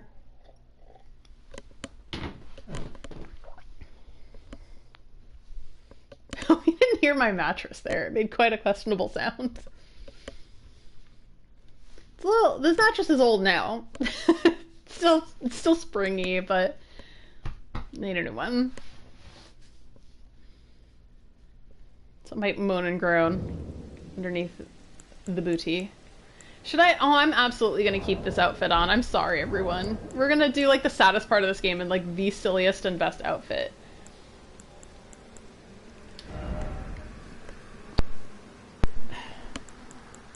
Okay. We'll get Torrent's whistle.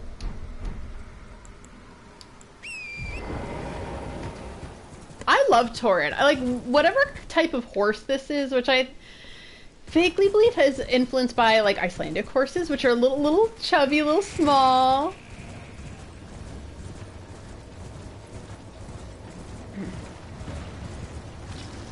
Yeah, I love Millicent. Millicent is so brave. Like, she's on kind of a pilgrimage to find Melania because she believes that she is related to Melania.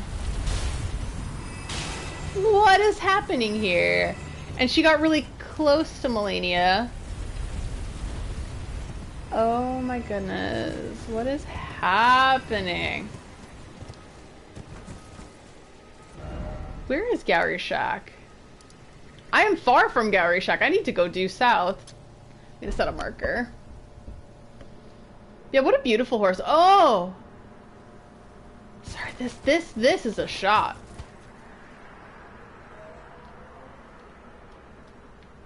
See, Caelid's one of the worst areas of Elden Ring, but it has a strange, bizarre beauty to it.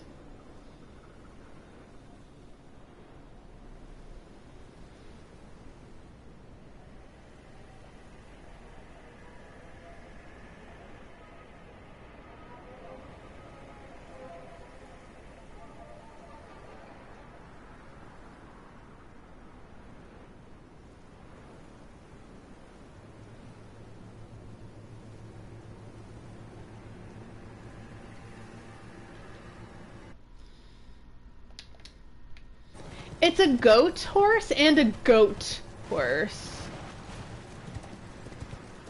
As in greatest of all time. Oh.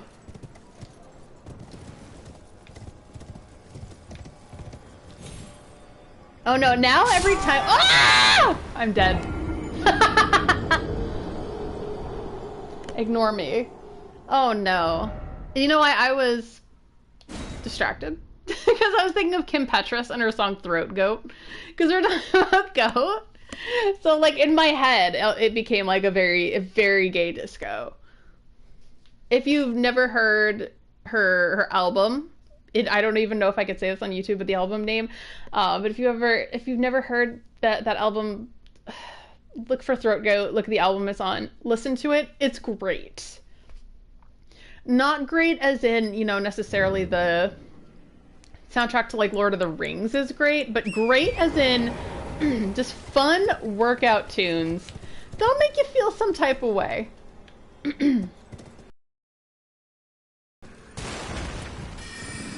Like they're like 2-minute little songs, but they're just really fun. And if like if once you I lost my runes. Oh, I'm being poked, girl. Hold on, let me refresh here. I think I was near a Site of Grace. Yeah, I love her album. That if you search Kim Petras pop, you will get the album. Yeah, it's awesome. I put on while working out. There's a mega mix of that album where it speeds it up a little bit, not as in like Nightcore speeds it up, but like the tempos. There's like a flow through the music. The songs are in a different order, and it's just fun. Okay, where am I going? So I need to go southeast in order to get my runes back. So why don't we head southeast? I was close to here. I think I was looking at the tree. Now the runes are up there.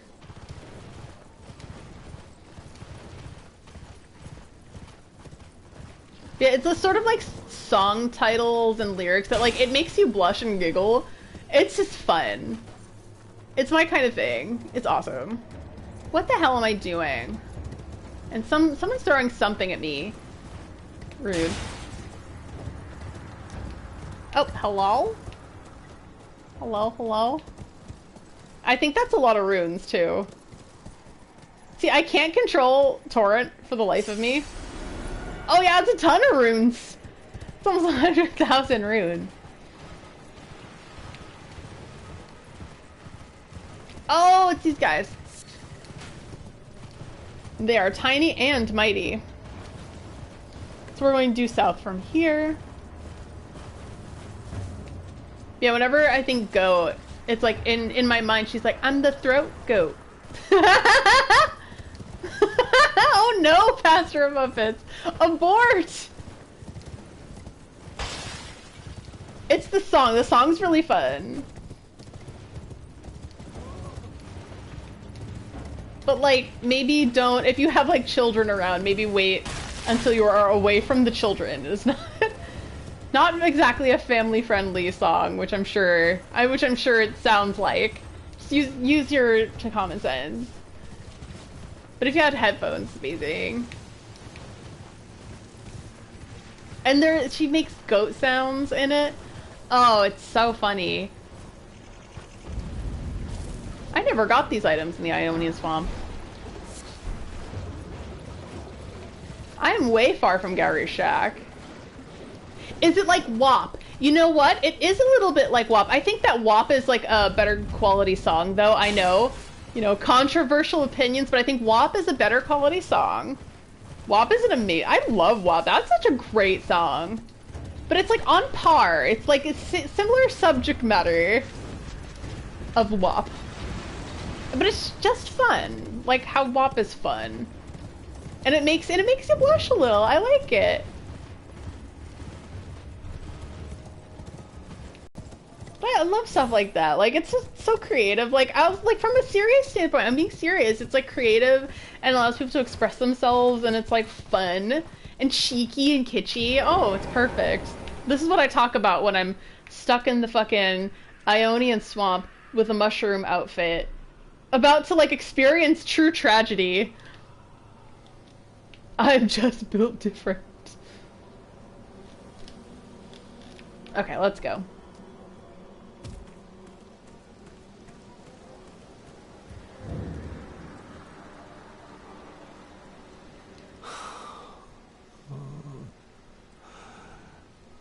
Millicent, my daughter, why would you take out the needle?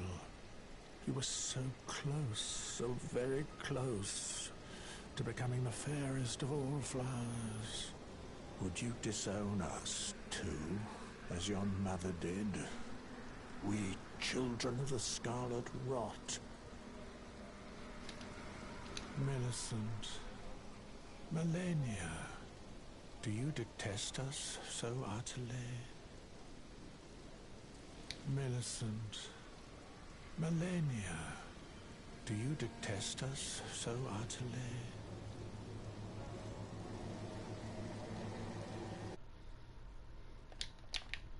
Wow, so that's a lot of information there. Before I respond, so yes, it is Kim Petras. So that's exactly correct, Pastor and Muppets. Her music's just like fun pop stuff. Which I like. Like, I'm a metalhead, but also I love like I love a good dance pop album. Oh yes! True. Yes! That's what I'm talking about, Nelson. It's such a good album. Sorry for being, this is such like, I learned this like tragic, earth-shattering information, and like in my head I'm like, this is slut pop. Whip your dick out. Do it right now. Drainage! Let's go. But so that's suggesting quite a lot. So let's digest what Gowry said there. So Gowry really, he suggested that Melania is Millicent's mother, and that both Millicent and Melania rejected the call of the rot. So that's interesting. I know that she inflicted the clean rot knights with the rot. Those many spindly-legged creatures, I don't know what their names are off the top of my head, they kind of worship her as a goddess, as well as the inhabitants of the Shaded Castle revere Melania as a goddess as well. I mean, she's a demigod, so it would make sense.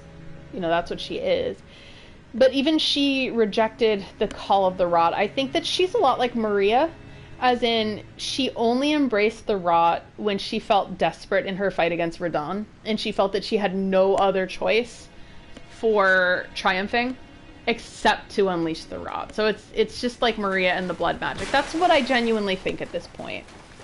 And and it wasn't even for herself. It wasn't for her to become like the next Marika, like the next on the list, to uphold the Golden Order. No.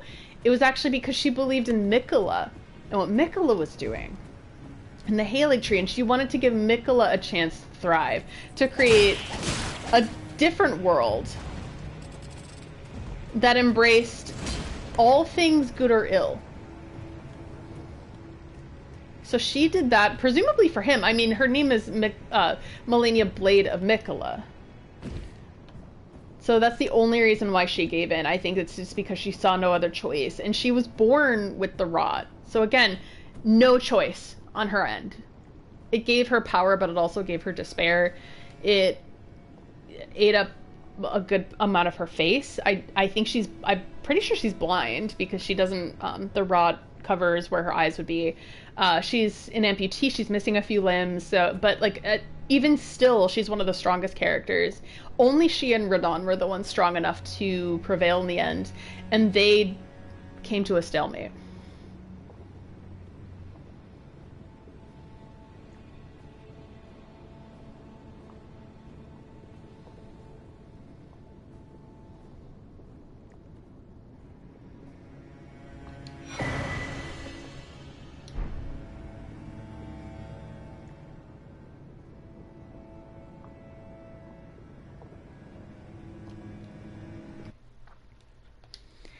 So you get the unalloyed gold needle from her. Oh, this is so sad. Should I go back to Gowry? Could this be sadness? Oh, we all love her. We all love Millicent. I'm gonna call her Maleficent for some reason. Oh man. And you can see the rot coming off of her body as well. I think I will go back to Gowry just to... It can't hurt. Like, what else am I doing? So now I know this is the site of grace that I should go on to easily get back to his shack. So if you try to kill him, he transforms into one of those insect enemies. That's interesting. So they're basically worshippers of Melania. I forget what item it was. I wish I knew, because it had some very juicy information about the sort of worship of Melania. So I wonder if like they worship Melania, but maybe Melania didn't want. He could have embraced the worship in order to kind of as a means to an end. That's what I think. I hope that we get more answers in the DLC. I would love to see. Oh, speaking of Game Awards announcements, the nominees are going to be announced tomorrow. I would love to see Alan Wake 2 at least get nominated for Game of the Year. I feel like predictions, I feel like Baldur's Gate 3 will probably win Game of the Year. And again, I've only played for a few hours, but I think that it would deserve it. But I also would love, like, I love the underdog. I love Alan Wake as well. I would love to see Alan Wake win. Oh, Kindred of Rot Exaltation. Thank you, Shinta. That's so helpful. Okay, Kindred of Rot Exaltation. What type of, can you tell me what type of item is that? Because I'd like to read it. BG3, yeah. And I know it's a gigantic game. As you can see, I'm kind of, I'm playing Elden Ring. I adore this game. Like, deep down into my bones, I love this game. But I'm also burnt out of long games. Talisman, thank you. Thank you. I also got a weapon from the worm that we just defeated. But I think I was too sad for Millicent. So it's Talisman, right? What am I doing? Okay, Talisman.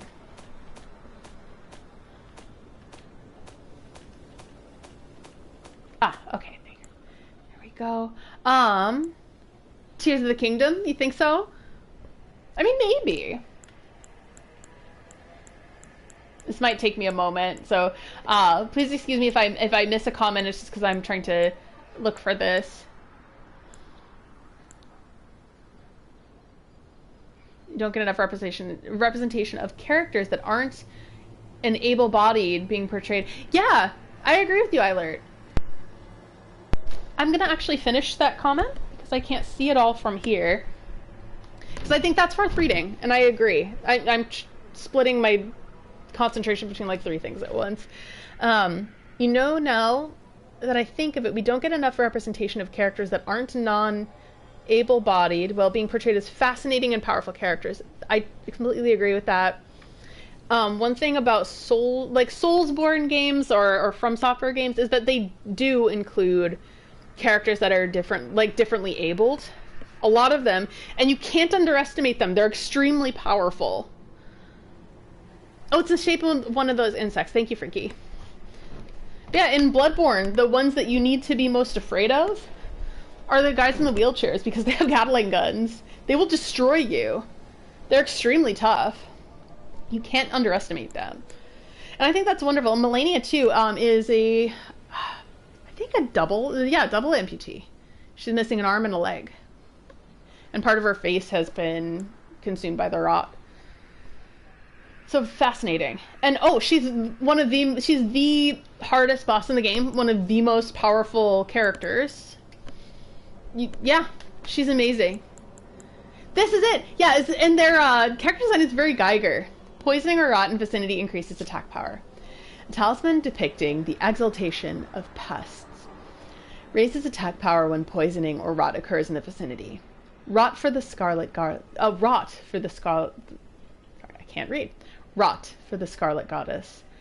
O scarlet blossoms, flourish in distant lands and return to us, the unwanted children. That's so interesting. But there was something else that talked about, I think it might have been an armor set or a weapon. And it spoke to just the fact that they like worshipped her. Very interesting and a little unsettling. It was slightly unsettling.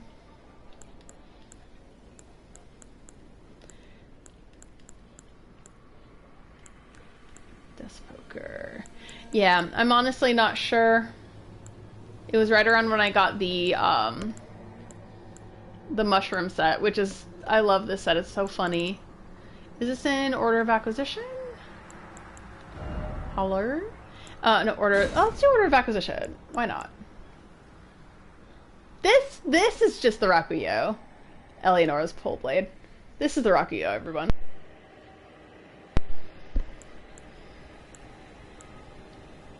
Giza's wheel. That's interesting. There's a lot of Egyptian iconography in this game, which I think is really cool.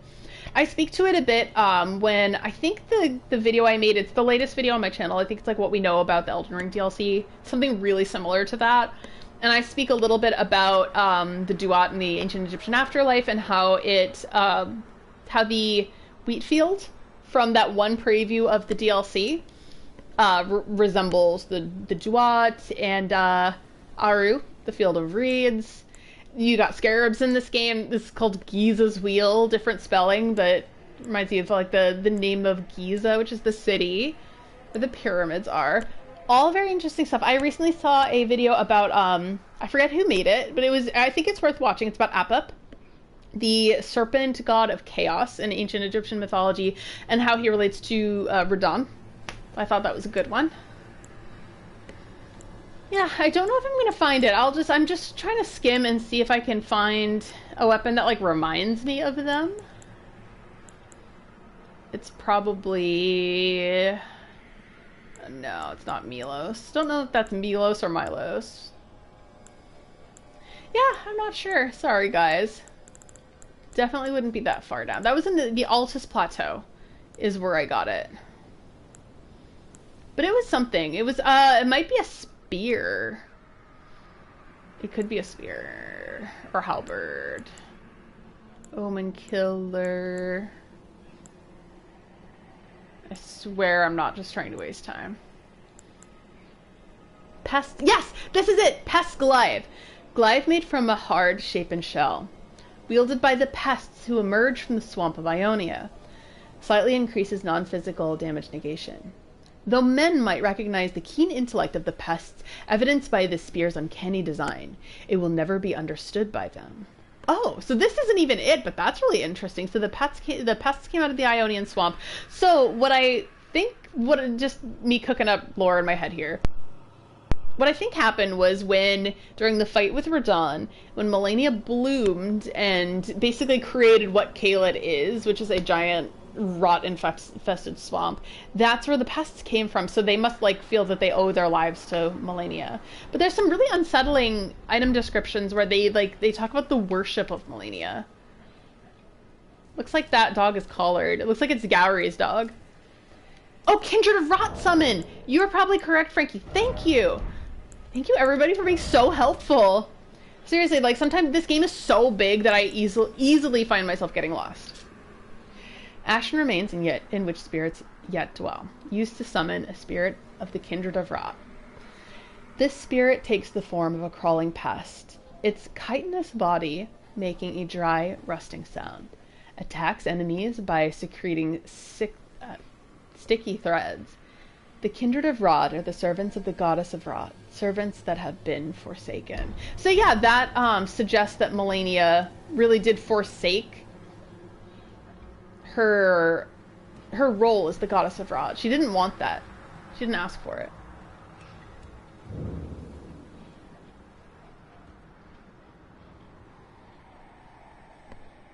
Millicent. Melania. Do you detest us so utterly? Millicent. Melania. Do you detest us? All that, and he doesn't have any additional information. Let's see if anything might have happened to Millicent. So let's go back to the Haligtree. We'll go back to that drainage channel. Oh, what is it? So I worked for a time, I swear this will make sense. I worked for a time in data cybersecurity and privacy, and we used to call, well, it's not just us, but they used to call, if data was siphoned out of an organization, say if they weren't being as secure as they should be, or if they were being negligent, bad actors can leave with data, they can steal data, or data can be accessible when it shouldn't be. It should be secured, and that's the organization's problem. We call that data leakage, so that's what it reminds me of, and every time we talked about it, we're like, ew! That was an old job that I had in 2019. That was actually an important job in my life, because it just, it kind of reminds you of how scary it is, and how a lot of businesses and organizations are very negligent with data. Yeah, the drainage makes me think of that, of data leakage.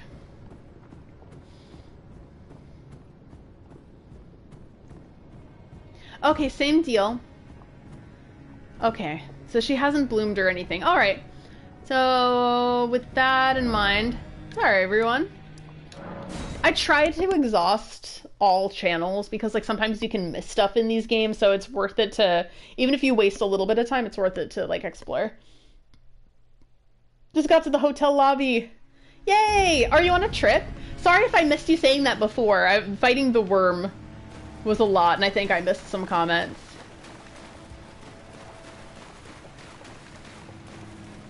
Yeah, very weird aside, I know. Okay, so this was going back to Millicent.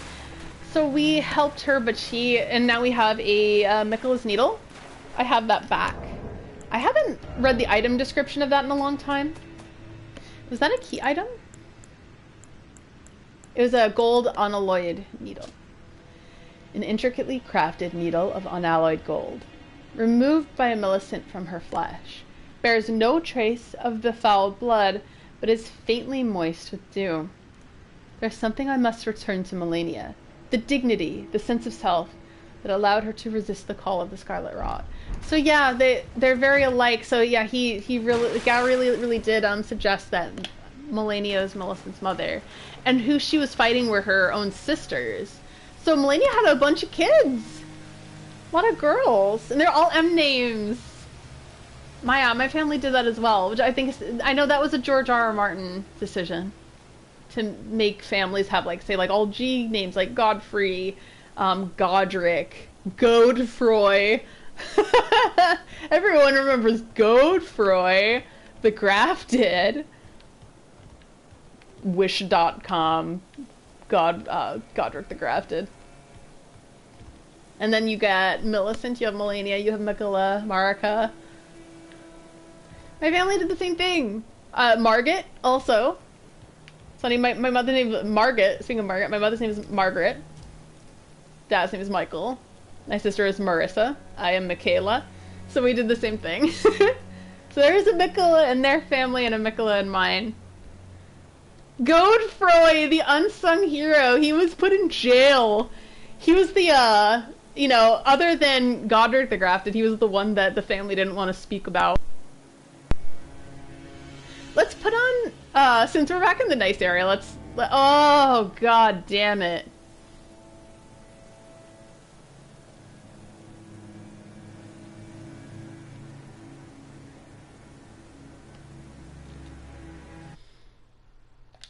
Sorry, that was really beautiful. So if you hear me just swearing, wait, no, that's so pretty. Yeah, let's put on some real gear. For once. Should I put on the slutty outfit again? Should I go no, actually the Nox armor I think is great for this area. Let's dress him up a bit.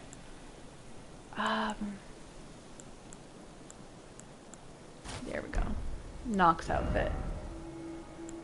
Don't know where that is. Excuse me if this takes a moment. There it is. Nox.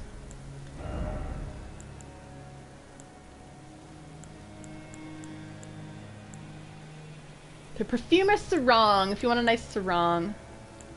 I think, was it a skirt? Nox Greaves? Yep. It was. Oh god, look at him. He's gorgeous.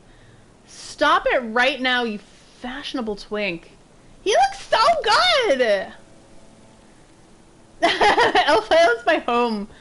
I know, I love that this is Miquella's Haligtree, and I'm I'm here. I'm home, everybody. It's my house. This is my house. Ah! So it's so pretty. I want to just scream.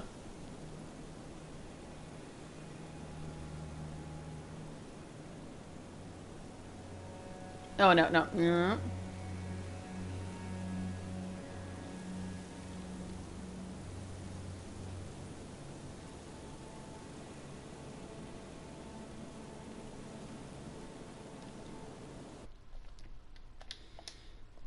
Okay, you know what, Nelson, you get a black square. On my screen, it says, screenshot taken, only microphone is being broadcast. So that's why you get a weird, black square. So that explains it. Still no item. Oh, this looks like there could be ways to go. There's over there. Oh, the ground. Is it scary on the ground? It looks desolate. I'm feeling a lot better since I sat down. Sitting down was a good choice. And I think, again, I think of Dolly, and I think of, like, if she can do it, I can do it. Oh, there is someone down there. Like, if she sits down, she says, hey, I'm not feeling it, I gotta sit. I'm like, okay, I will do as Dolly would do. What would Dolly do? I love Dolly. Dolly Parton is a lovely person. Like, she's truly selfless and, like, so loving, even to people who kind of, like, wronged her in life. She treated them with nothing but, like, respect and love. And I, like, oh, I don't know if I can be as good as her. I would love to. But my god, the world wouldn't the world be a better place if more of us could be like Dolly? But being that self-sacrificing, I don't know if I would even recommend to everybody. Oh, wow. Precious item ahead. Is it inside? There's so much to do. Yeah, I love her. I think she's lovely. And I mean, I know that the roots of things like Dollywood, there's like some like problematic elements to it for sure. Like obviously like who's perfect, she's not perfect. But oh! Excuse me? But I know that she's like committed to being an extremely good person, so I can't help but really love her a lot.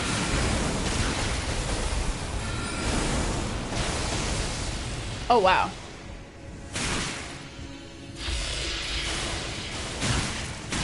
Oh, wow.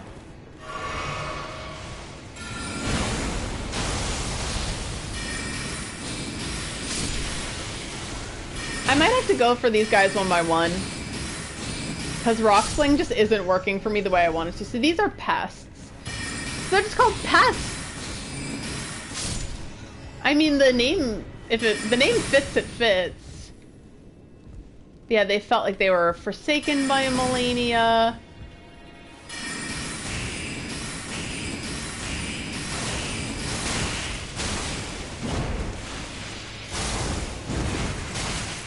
Wow.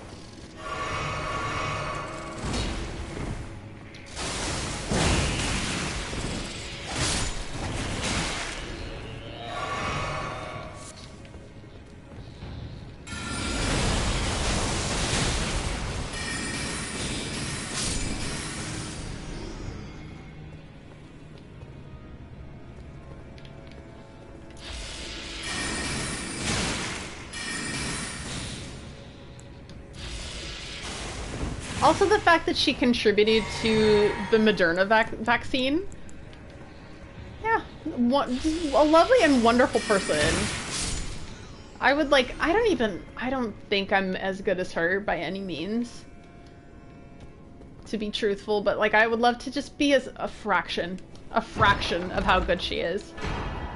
Dragon Crest Great Shield Talisman. Let's take a look at that. Yeah. Again, if Dolly can sit down, I can. Oh, it's a talisman. But that's my point. I just talked about Dolly. It's funny, I'm not even that much of a country music fan either. Like, I like a tiny bit. Like, some songs. And, like, women do it great. They do a great job. It's all about murdering their husbands. Legendary talisman of wrought iron depicting a massive ancient dragon. Enormously boosts physical damage negation. The ancient dragons, who ruled in the prehistoric era before the Erdtree, would protect their lord as a wall of living rock. And so it was that the shape of the dragon has become symbolic of all manner of protections. That's great.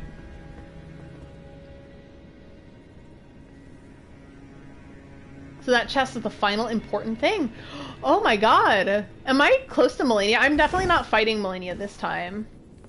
I'm like, oh no, I missed that. Oh no, I missed, there's an item. Oh, balls.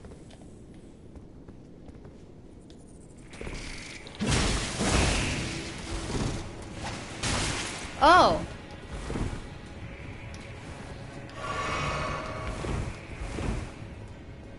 Can I go back there? Probably can. There are a lot of these pests. Oh, that's a Trina's lily, I think. Right? Oh no, a ghost glovewort. Oh my god, am I gonna die? Perhaps. Might I quizás? I might. Perhaps, perhaps, perhaps. Ah! Stop making the quizás more probable, okay?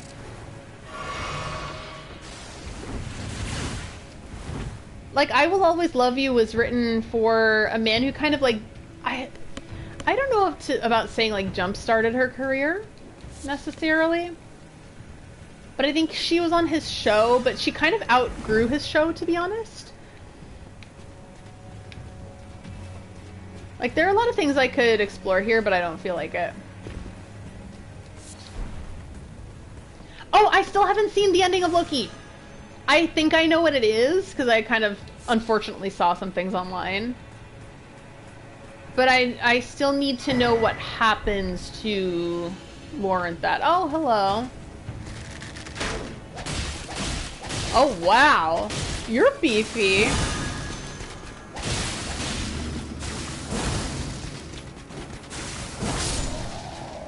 Oh, hey, look at that. They're weak to bleed. I think I might want to go back, because I missed something in that church. Oh, yeah, and I don't even know if I'm ready to fight her, to be honest. I will let one of my buddies know, though, because he asked me, like, oh, it was like a year ago over that, and he's like, hey, come get me when you fight Melania. A year later. Oh, cool, another Battle Age. Yeah, I will watch the Loki finale soon. But like it's funny. The plot is so off the rails, and there are times that I honestly just don't like the plot. The thing is, I really like Loki. I think that the show is so entertaining. I like Mobius a lot. I love his character. I think it's one of my favorite Owen Wilson roles as well. That and his role in Darjeeling Limited, I think, are my favorite with him. But he's so fun as Mobius. Like, oh, he's one of his best looks too. He's so like, I'll just say he looks really handsome. He's kind of hot as Mobius. I'll just admit it. He's a handsome dude. And like, we're so used to seeing him as this like blonde surfer character. That seeing him with the gray hair, the clean cut, something delicious about it. Thanks, Ricky. I finally saw it when I found the elevator. The final grace! Yeah, this is it! This is where Melania is. Yeah, I will not go after. I've been going at it for 2 hours and a half. See everyone when I said about, like, I'll feel some kind of way, but I'll still push on, like, longer than I should. So let's go back to the drainage channel. There was an item that I missed in the church, so I'm just gonna go for it. Yeah, the mustache too! I'm usually like, I like beards and stubble, but mustaches usually aren't my thing. But like, yeah, he's handsome with that mustache. He's a good looking man. His like suit too, he looks so cute in the brown suit with the little blue. Like, oh, what a guy. And like Loki is just like, he's so fun, like such a fun character. He's the god of mischief. Yeah, the plot, the second half of season 1 I didn't even enjoy. But it's just like, again, I like Loki. Oh, I can probably like eat some runes and level. But I like Loki a lot, and I like Mobius a lot. Some of the characters I really like, I forget the character that in her like alternative life would have been like a doctor. I like her. She's kind of dressed like a security guard.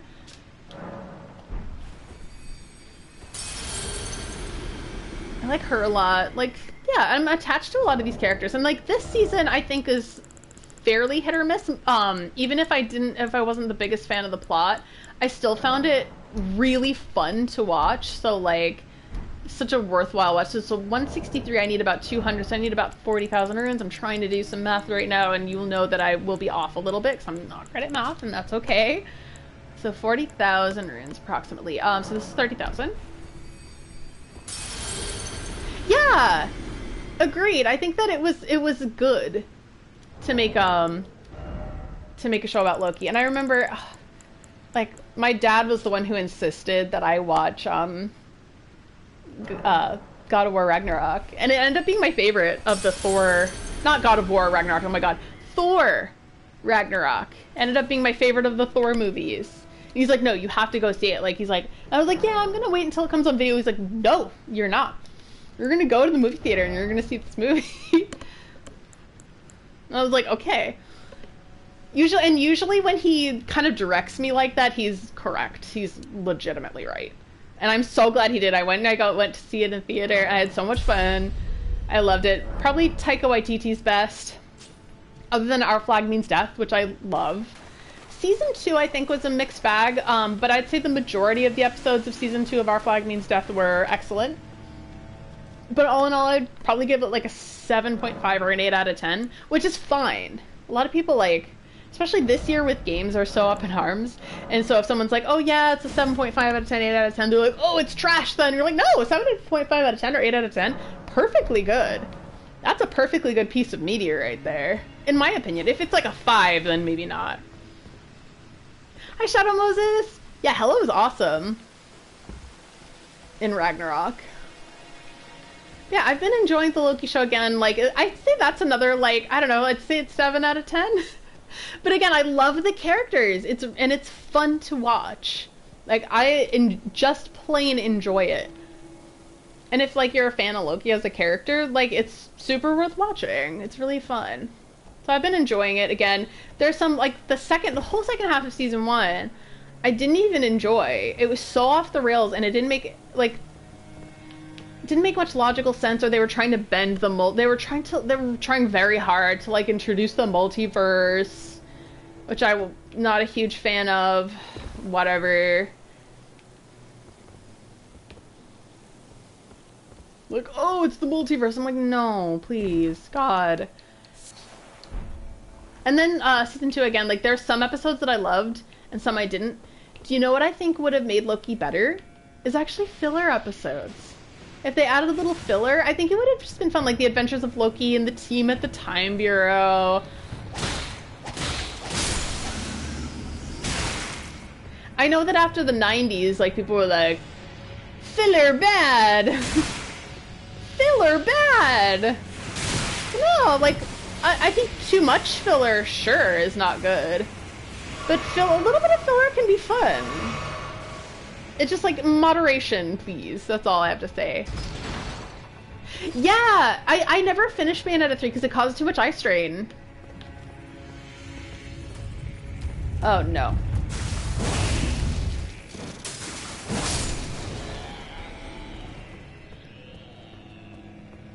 And I heard, like, I kind of found out the ending, unfortunately, because reviewers were, like, telling the ending before the game came out. I was actually very angry at that. And then that made me really disappointed too. Wow. Okay, hold on. Let me refresh here. And I'll explore that little area and then that'll be it. Next time I'll decide whether or not I want to pursue Melania at all. I'm personally scared. I'm not afraid to admit that. Yeah, I'm not looking forward to, like, and I don't know whether or not I'll revisit Bayonetta 3, because Bayonetta 1 and 2 are both amazing games. And I think after things like The Matrix, I was perfectly happy with, like, watching the first. Like, the first Matrix is a masterpiece, and it's practically a perfect movie. The other movies, not so much. I only considered filler to be a thing when I started watching anime. Yeah, well, a lot of old sitcoms had a ton of filler. Like, it was all filler, but the thing is, it was just fun. It was just fun to watch these characters in their everyday lives. You know, it's an amazing example of an amazing filler episode. SG, so Stargate 1, is that Stargate? SG1? Season 2 episode, A Matter of Time. Amazing stuff like that isn't made anymore. True, because, oh god, this is going to be like that. This could be a rant that goes on forever, but a lot of entertainment now is not for the sake of storytelling, but the sake of, like, unfortunately, corporations have been buying out entertainment companies and then trying to drive up profits instead of focusing on telling stories that people like and giving stories chances to grow. Like, for example, Seinfeld, as I'm sure you all know, is, like, one of the best and most revered shows of the 1990s. But the first few seasons of Seinfeld didn't take off at all. For today's standards, they would have easily canceled Seinfeld. Probably, like, first half of season 1 just because it wasn't making profits. But the thing is, they let Seinfeld grow. And it became a massive success over time. Same with Schitt's Creek. The only reason why that stayed on TV, and they even said this, is because it was on, I think it was Pop TV, which is a smaller network. and Pop TV saw Schitt's Creek, saw its potential, allowed it to grow, and it became a phenomenon later. And I think it was always a hilarious, good show, but it just kept getting better. So, yeah, I saw the latest Matrix. I have mixed feelings about it, but what I advise for it is just like turn off your expectations and just, I guess, enjoy a couple hours with Neo, Trinity, and our favorite people. You know, that's the only way you're gonna enjoy that. Yep, Stargate 1. Yes, I know. The movie of Stargate was amazing. I never got into the series. I never watched them. But the movie of Stargate is a fantastic movie. But yeah, those kind of media, again, like, they're allowed to grow. They're allowed to... The focus is on storytelling. Like, Our Flag Means Death Season 2, it suffered because there was barely any budget. And they tried... The reason why and going to what I was talking about earlier, the reason why I called it 7.5 out of 10 or 8 out of 10, instead of like season 1, I would call it 9.5 out of 10. That was almost perfect. So good. But the reason why is because like you could tell that it was rushed because they cut their budget in half. A lot was going against it because like HBO was taken over by, what was it? Was it Time Warner that bought HBO and made it Max? It was something like that. And so they weren't as committed to telling stories. So things like Our Flag Means Death, which became like a huge cult hit, took a hit, and they were like, okay, we'll give you season 2, but like if we slash your budget in half and give you 8 episodes when you really need 10. They needed 9 or 10 for that. And you can tell. But I'd say the first like 6 episodes of Our Flag Means Death season 2 are fantastic. They're actually great. There are a couple subplots I didn't like the Oluwande. The way they did Oluwande and Jim, I think they did them dirty this season. But yeah, so that's me just going off on shows. Yes, I was gonna say it, Frankie. Yes, the villain in the Stargate movie. If you've never seen it, he's the gender. He's the gender of all time.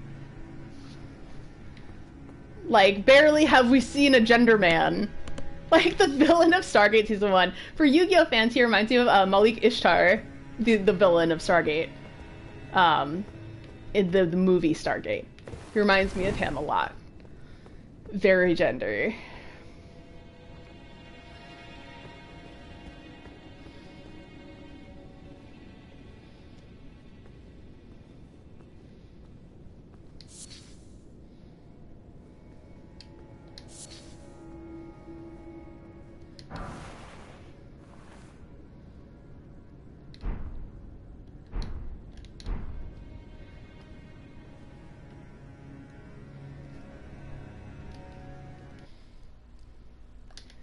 The Traveler set is Millicent's set. Do you think that Millicent came here? And you can tell me even if it's like kind of spoilery. Let's go to the Traveler set and take a quick look at that and see what that means. I think all of you who have seen any of my streams before, like, you know that I like to really take the time to kind of at least attempt to read these item descriptions and try to make sense of the lore. Light yet sturdy clothes, worn by young women who set off into the world to confront their fate. So it could be Millicent or it could be any one of her sisters. Okay, so the last boss that I defeated, so Melania's right here, with the Haligtree roots. Oh, this one bloomed. Yeah, that makes complete sense. Because I think, oh yeah, that's right. Millicent didn't want to bloom. So yeah, you're right, that wouldn't have been Millicent. The last boss that I defeated before this, I have not defeated the fire giant yet. I was thinking of doing that, doing the final bosses and then coming back to Melania, but I might try to like fight Melania like for shits and gigs before doing that. But the last major boss, what was the last major boss I defeated? Obviously I defeated the Haligtree bosses. Have not defeated the fire giant. I think the last like super major boss I defeated was Morgott over here in Lanedale. Yeah, but I've done all of this. I'm like almost finished with exploration on the mountaintops and the consecrated snowfield. I'm like very close. I think I just have a couple of subplots and character quests to close. I've defeated all the Deathrite birds. So I think you have to be the level to fight Malenia. Just need the right playstyle and build. Okay, that makes sense. Yeah. So yeah, I think I'll try Malenia. I probably won't defeat her, to be honest, at this point. Where... Let's see my status. I'm at level 170, so maybe I have a chance. So you're saying I have a chance? There's more? I'm a little speechless. This area is huge. I like... Malenia's Miquella's Haligtree. It makes me think of Canehurst in a lot of ways. But different, if that makes sense. Like, Canehurst is like a family that wielded blood magic and drank blood like vampires. And after the executioners came, was left in ruins. All the women in the family became ghosts. And they weep and they mourn. And here in the Haligtree, you have an area with so much promise that believe in the power of YOLO. I saw that in the middle of my sadness. That made me laugh. It's a shortcut. Oh, cool. You know what? I'm gonna get that shortcut and then just discuss a little more. I feel like the Haligtree is kind of similar, if that makes sense. Oh, that's enough to give someone motion sickness. Sorry about that. I was looking for ways, like secret passages and stuff. But it's an area that has so much promise. Yeah! Oh my god, you're right. Wow, that's interesting. I don't know why. Wait. Huh. I have thoughts. This is interesting. Wait, was that something? Did I miss something? Hold on, I'm gonna check again. Yes, it's Brimstone. And then here, it's like an area with tons of promise of something different that would take people away from the oppression of the Golden Order. At least it promises that. Miquella seems like a wonderful character, but I also kind of get Griffith vibes off of him, so it's a little scary, a little nerve-wracking.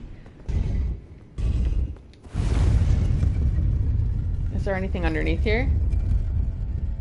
I'm just testing this. No. Okay. I thought that was interesting. But he gives me some Griffith vibes as well because of his, I have two Miquellas. That makes kind of sense. Because Miquella is closely associated with Trina, the demigod of sleep. Trina looks like a girl and is associated with, like, not associated, but identifies as a girl, and Miquella supposedly identifies as a guy, which I, like, love. I just think that Miquella is, like, a he-they non-binary, and then Trina is a she-they non-binary, which I love. I think that's amazing. Yeah, the Dream World memory version, and then the corrupted one, the egg. Oh, actually, that could make sense, because there's a lot of duality in Elden Ring, and, like, kind of, like, repeat characters, which I think is just... I can't call it laziness, because there's nothing about this game that is lazy. But there's a lot of repeat characters and bosses, and reskinned bosses, which aren't that great. So I don't love that. I think they did that out of necessity, to be honest, because this game is so giant. But also it brings the conversation of duality in this game, so there's a ton of, like, reskins, a ton of, like, hey, there's Godfrey the Grafted, but there's also Godfrey the Grafted, you know, as we were just talking about. Miquella St. Trina is gender fluid. Yeah, actually, you're probably right, Danger Man. I accept, like, a lot of different interpretations of this character. I think for the most part, I think that people will abuse this, but for the most part, if you have a certain interpretation, you're probably right. Even if it's slightly different than someone else, to say, like, oh, I think they're gender fluid versus I think that they're completely non-binary, I think that's both correct, because we don't have enough information. So yeah, that's it. I think in closing, I think I'll read, what is it? The St. Trina sword description? Just because, like, just to brush up on the lore of Miquella / St. Trina. I think it was a blue sword. Sorry if this takes me a moment, but it's like Saint Trina's sword. But it talks about how people saw Saint Trina in their dreams. Some would say that Saint Trina was a young boy, others say like a comely young girl, but either way. But yes, Sword of Saint Trina, here it is. Silver sword carried by the clerics of Saint Trina inflicts sleep ailment upon foes. Saint Trina is an enigmatic figure. Some say that she's a comely young girl, others are sure he's a boy. The only certainty is that their appearance was as sudden as their disappearance. So that explains my gender philosophy. It's like he, they, or she, they. That's what I think. But yeah, enigmatic, appear and then disappear. Miquella is a very mysterious character. I would love to see more of this DLC. Hopefully we'll see more at the Game Awards. Hi, Cinder Thief! I'm about to close off, but like, we're just talking about Miquella and gender, and like, I feel like even if Miquella ends up like Griffith, I do feel really lucky that I like share the same name as Miquella. Like, I'm just Michaela and Miquella is Miquella. But like the fact that I get like a cool, like I get to be matched with a cool, either genderless or gender fluid character who like is super mysterious, and some say are very benevolent. There's definitely hints of something kind of that could be sinister, but we don't know. Like with the, I'm just thinking parallels with Berserk and the Eclipse, like the Eclipse sword. The fact that they have the, what is it, Castle Soul, which has to do with Eclipse Soul, meaning sun. You know, very interesting. Also, like, Miquella accepts anything, like, even things that Marika vehemently disagrees with, things like the Misbegotten, things like Omens, which, also the Merchant class. The ones that they were basically, Marika basically committed a genocide against the Merchant class, which makes me sad and furious, as with any. But Miquella came there to comfort the merchants, accepts omens, accepts things like the Misbegotten, the Albinaurics as well. There's a ton of Albinaurics in the Consecrated Snowfields. A very fascinating character. So yeah, exciting. So we will get Game Awards soon. I love Miquella lore, and again, like, just I feel privileged to share a name with Miquella. How cool is that? This like amazing, like, and complex character. Like, who gets to say that? Because like I don't have a name that's the most common name ever. Like, thanks, George R.R. Martin. And of course, Hidetaka Miyazaki, but I think George R.R. Martin was the one who decided on the names and like the world building aspects of it. So like, yeah, that's why I thanks George first. Yes, Berserk is a masterpiece. The art in Berserk leaves me in awe every time. Like, I'm still reading it. I've kind of I slowed down because I'm reading other books. I read sorry if this has just become a chat. You know what, let's do a fireside chat for just 5 seconds. I finished Song of Achilles fairly recently, a couple months ago. Now I'm reading this book called The Sea Elephants. They're both gay books, but Sea Elephants is like I just say it's extremely triggering because he goes into detail about these like assaults that Shagun, the main character, these assaults that he goes through, which like are like heart-wrenching, and they're extremely graphic and detailed. So like, don't know if I necessarily recommend it, but the writing in it is extremely poetic. It's written by Shastri Akella.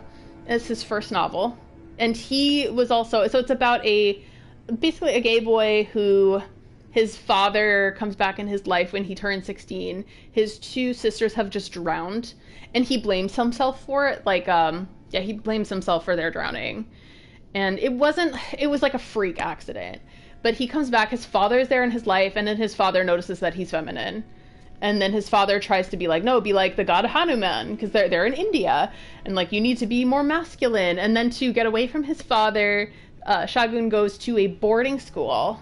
And in the boarding school, he gets bullied mercilessly. He has like one friend who isn't allowed to, like, he chooses not to show his face to Shagun ever. And then I'm at the part where his father tries to get him to basically conversion therapy, but worse. in India. It's called like the Hanuman Male Fixing Center. And then he runs off to join a street performance group. And the author is, I believe he's gay. And he also is Indian, and he, I think, was a street performer as well. So it's kind of based on his experiences growing up. Yes, Shastriya Kela. That's the name. But yes, again, like, it's a warning. There's the scenes of assault, various types of assault, mind you, they are frequent and they are graphic. That's something I wasn't prepared for. I think that if I had known, I probably wouldn't have picked up the book, but the cover is beautiful. It's like the most beautiful cover you've ever seen. And I found, I'm like, oh, it's a gay book, hooray! But I'm like, no, this is very different from like the way that Song of Achilles was gay, you know? Where it's like, it's the romance is central, like in the first half of the book, and then the wars takes over the second half of the book. This one, again, like, but he goes through it. I'm at the part where he's 6 years into his time with the performance troupe. I'm like a third of the way through the book. So yes, long story short, I've kind of taken a break on Berserk. I'm on volume 6 of Berserk Deluxe editions. I have book 7 and book 10 in my possession, so I'll continue reading it, but I've realized that I hadn't read many like books that weren't graphic novels, and before I finished Song of Achilles, which is a wonderful book, I highly recommend. The last half I think was hard to get through. First half is very easy to get through, at least for me, because I have a one-track mind, and the first half is very much about the romance between Achilles and Patroclus, which is a partly historical romance, and I think that it's been, I don't know what the proper word is for this, but it's kind of been added to like mythological pantheons, which I think is lovely. But then the second half is hard to get through because it's all about the Trojan War. Yeah, I got a bit of the stream off. Don't know if you answered. Sorry, yeah, I've been just talking about books for the last like 10 minutes. How many runes you got left to use? Do you want some, or is it too late? I think it is a little late because I'll probably want to cut it off, but thank you for offering. I might end up taking you up on that on the next one. I actually have a good amount of runes, and I just cashed in. I'm at level like 170.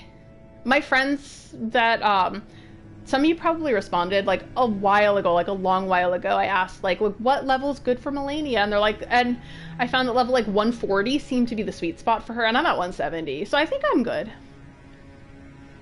I've not read Berserk since like 2012, and I don't feel like picking it back up because it'll be a little sad it's over.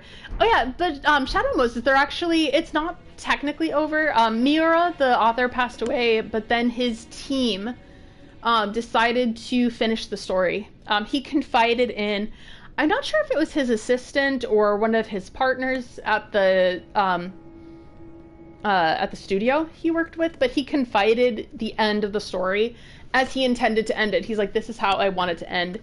And then that individual recently, maybe like, actually it was probably like a year and a half, 2 years ago, put out a note saying that despite Miura's passing, that the studio and the assistants who have been working closely with Miura for many years, they've decided to finish it. They're not going to go on any tangents. They are just going to finish it the way that Miura intended and the way that he confided in them. So they're just trying to tell that story as best they can. So it's technically not finished. They're still on it. And yes, you're right, Frankie. A new fan group is making a new anime. I think it's based on the first arc, the Black Swordsman arc. It's funny, I hear a lot of complaints about it, but I really enjoyed the Black Swordsman arc. I liked seeing Guts as this just like angry, dejected swordsman out for vengeance and just kind of blinded by his own anger. But then characters like Puck and others they're starting to like put little hairline cracks in his heart, you know, in the wall that protects his heart, which I thought was really cool before going into the Golden Age arc, which I have finished. I think I finished the Lost Children arc as well, and that's kind of where I'm at, kind of. Yeah, the chapter he does, he's talking about their relationship is gut-wrenching, though. He's a little shithead, but he's perfect. Oh, who you're talking about, Kyan? I missed your last comments. Is that arc the first arc? Yeah, so the Black Swordsman arc is the first arc of Berserk, and then it goes into the Golden Age arc. Most people are familiar with the Golden Age arc because I think every single manga depiction, except for the 2016 one, which we won't even speak of, is based on the Golden Age. It's quite possibly the best story that Miura told. But I personally like Black Swordsman, and it was new to me because I had seen, I feel like 3/4 of the 1997 anime. I didn't finish it. It felt excessively edgy. When you see it in context, it's like, oh, yeah, I need to know what you're talking about, Kyan. Personally, I don't mind some really disturbingly graphic scenes. Okay, cool. Yeah, I just wanted to warn you that that's there. Just because, like, I think that it would be really upsetting to a lot of people. Berserk, it's the same. There are definitely some very graphic scenes of various types of assault. Especially what happens to Casca, like, it's the worst. Like, people are like, no one suffered more than Guts. I'm like, no, one person did suffer more than Guts, and that was Casca. So yeah, if you can handle that, it's fine. And again, the prose in that book that I mentioned called The Sea Elephants by Shastri Akella, the prose in it, the way it's written, is gorgeous. And would you believe Shastri, English is his third language? And I'm just like, you write so beautifully and so poetically. Your mind is so beyond what I can comprehend. That's your third language? Like, it's always like if you read AO3 and the person's like, I'm so sorry, English is my second language. And meanwhile, you read it and it's Shakespeare. It's beautiful. It's my first language, but it's something that I consider a craft. Sea Elephants would definitely read. Oh, Black Swordsman arc. As a teen, he's so cool, and then as an adult, oh god, he's so traumatized and falling apart. Yeah, you're so right, Kyan. That's exactly it. It sounds like Kyan, I like you as a person a lot, and I think that you've gone through so much progression in your life, and I love hearing about yourself as a teen, because that your teen self is so different, and you've grown so much since then. I just love that. I think that's beautiful. Like, even you as a teen sounded kind of funny. Like, I think we would have talked a lot. We probably would have been friends even then, because like I was different as a teen. I'm not the person I wasn't the person I am now. Like, I was very rough around the edges for sure. I hope that I'm a better person now. I think that there were some parts of me that were better back then, to be honest, but like I hope I'm a better person. I think I'm more aware of other people and other cultures as well, which is great, because I was not quite as aware back then. Like, I tried to like be aware, and I tried to keep my mind pretty open, but I had a lot of growing to do, is all I'll say. I remember you retweeting some anime posts of who suffered the most, but no female characters. Yes! And the two people who I think is a crime to not include on the anime who suffered the most is Casca from Berserk and Anthy Himemiya from Utena. They suffered more than Jesus. I just don't know. Me too. I feel like we're on the same age, Kyan. Like, to be fully honest, I feel like we're probably in the same, like, age bubble. Probably give or take, like, 5 years. Something like that. I'm older than I look. Really something as teenagers. Oh my god, yeah. Like, I feel like with me, like, I wasn't bad. I think that there were some, like, probably some things that I probably said or the way I acted, like, definitely I would change.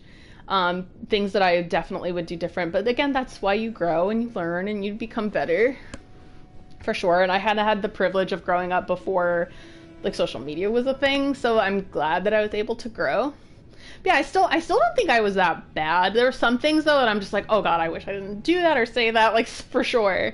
But I'm like, no, I did try to keep my mind open. And I did attempt to listen to people, like, who had different perspectives than me and were from different places than me, which I think was probably why I became the person I became, and I'm hoping I can be better later. I'm hoping that the parts of me that are rough around the edges can get a little more polished. Who knows? Yeah, I am still in my 30s. Yeah, I feel like we're close.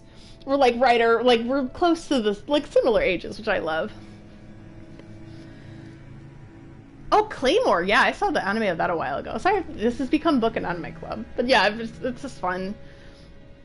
It's good to have friends. I'll be honest, I've had a trying day. And it's nice to just talk to folk. It really is. I'm very grateful for all of you right now. If I grew up now, I wouldn't have been shitty in the same way. Yeah, that's the thing too, is that we also grew up during a time that was way more closed off, and it wasn't easy for us to get information. So again, like, that's why with me, it's like I tried to just listen to people who are from different places. I was very lucky to, like, I lived in, like, I'll be honest, I lived in a super white town, but I had neighbors who were not white, and my neighborhood was not, like, all white. So, like, I'm glad that I had neighbors who were from different places in the world, and they looked different from me, and they were my friends, and they were my neighbors, and I loved them, and I cared about them like they were my own family. A lot of people that treated me bad were like what they call WASPs, like white Anglo-Saxon Protestants were the ones that treat me the worst. So I kind of grew up to be like, I don't want to like stereotype or discriminate, because I'm sure there are plenty of people from that background that are great people, but I tended to be more, what do I say, discerning of that type. Yeah, that type of folk. Yeah, but I know for a fact, though, that there's like some things that I would like act like or say, or like accents that I would do that like I shouldn't have done, you know. So I'm like, at least now I know that. And if somebody was hurt, it's like, you know, I'd want to apologize to them. Like, they would have the right to hear an apology from me if they were ever hurt by that behavior.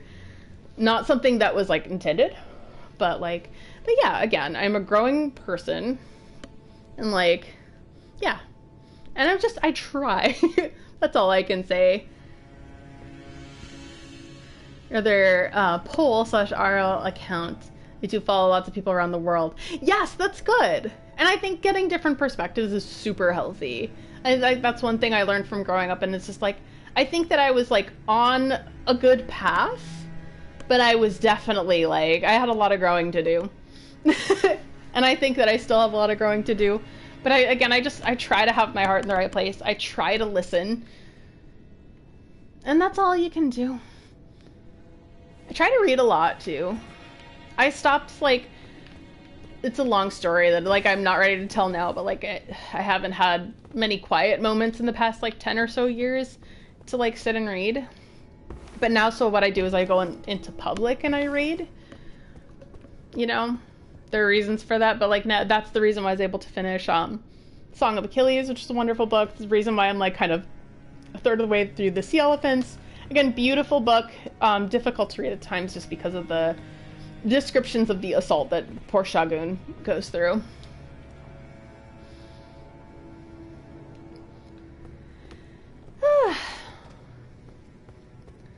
Yeah, I don't know what that means, Danger Man. Yeah, I personally don't know. Yeah, I don't have a perspective on that because I'm not sure what that means. If later I have a perspective, I could say it later. But I think this is where... Yeah, line of work has ruined reading for a leisure activity. Oh, that's too bad. But I mean, you can always come back to it. Things that you put down, like, I even think hobbies too. Like, I used to play violin a lot, but I think hobbies that you do, even if it's skill-based, like violin, like, it's okay if you put them down even for years. You can always pick it back up again. You won't be as good, and you won't be as well practiced as you were, especially with things like instrument playing, but you can always, yeah, you can always brush up on it. Yeah, I think that's it for now. Thank you all for listening to me talk and, like, you know, connecting on this game. It's been really, really fun. And yeah, I hope you all have a great week. Bye!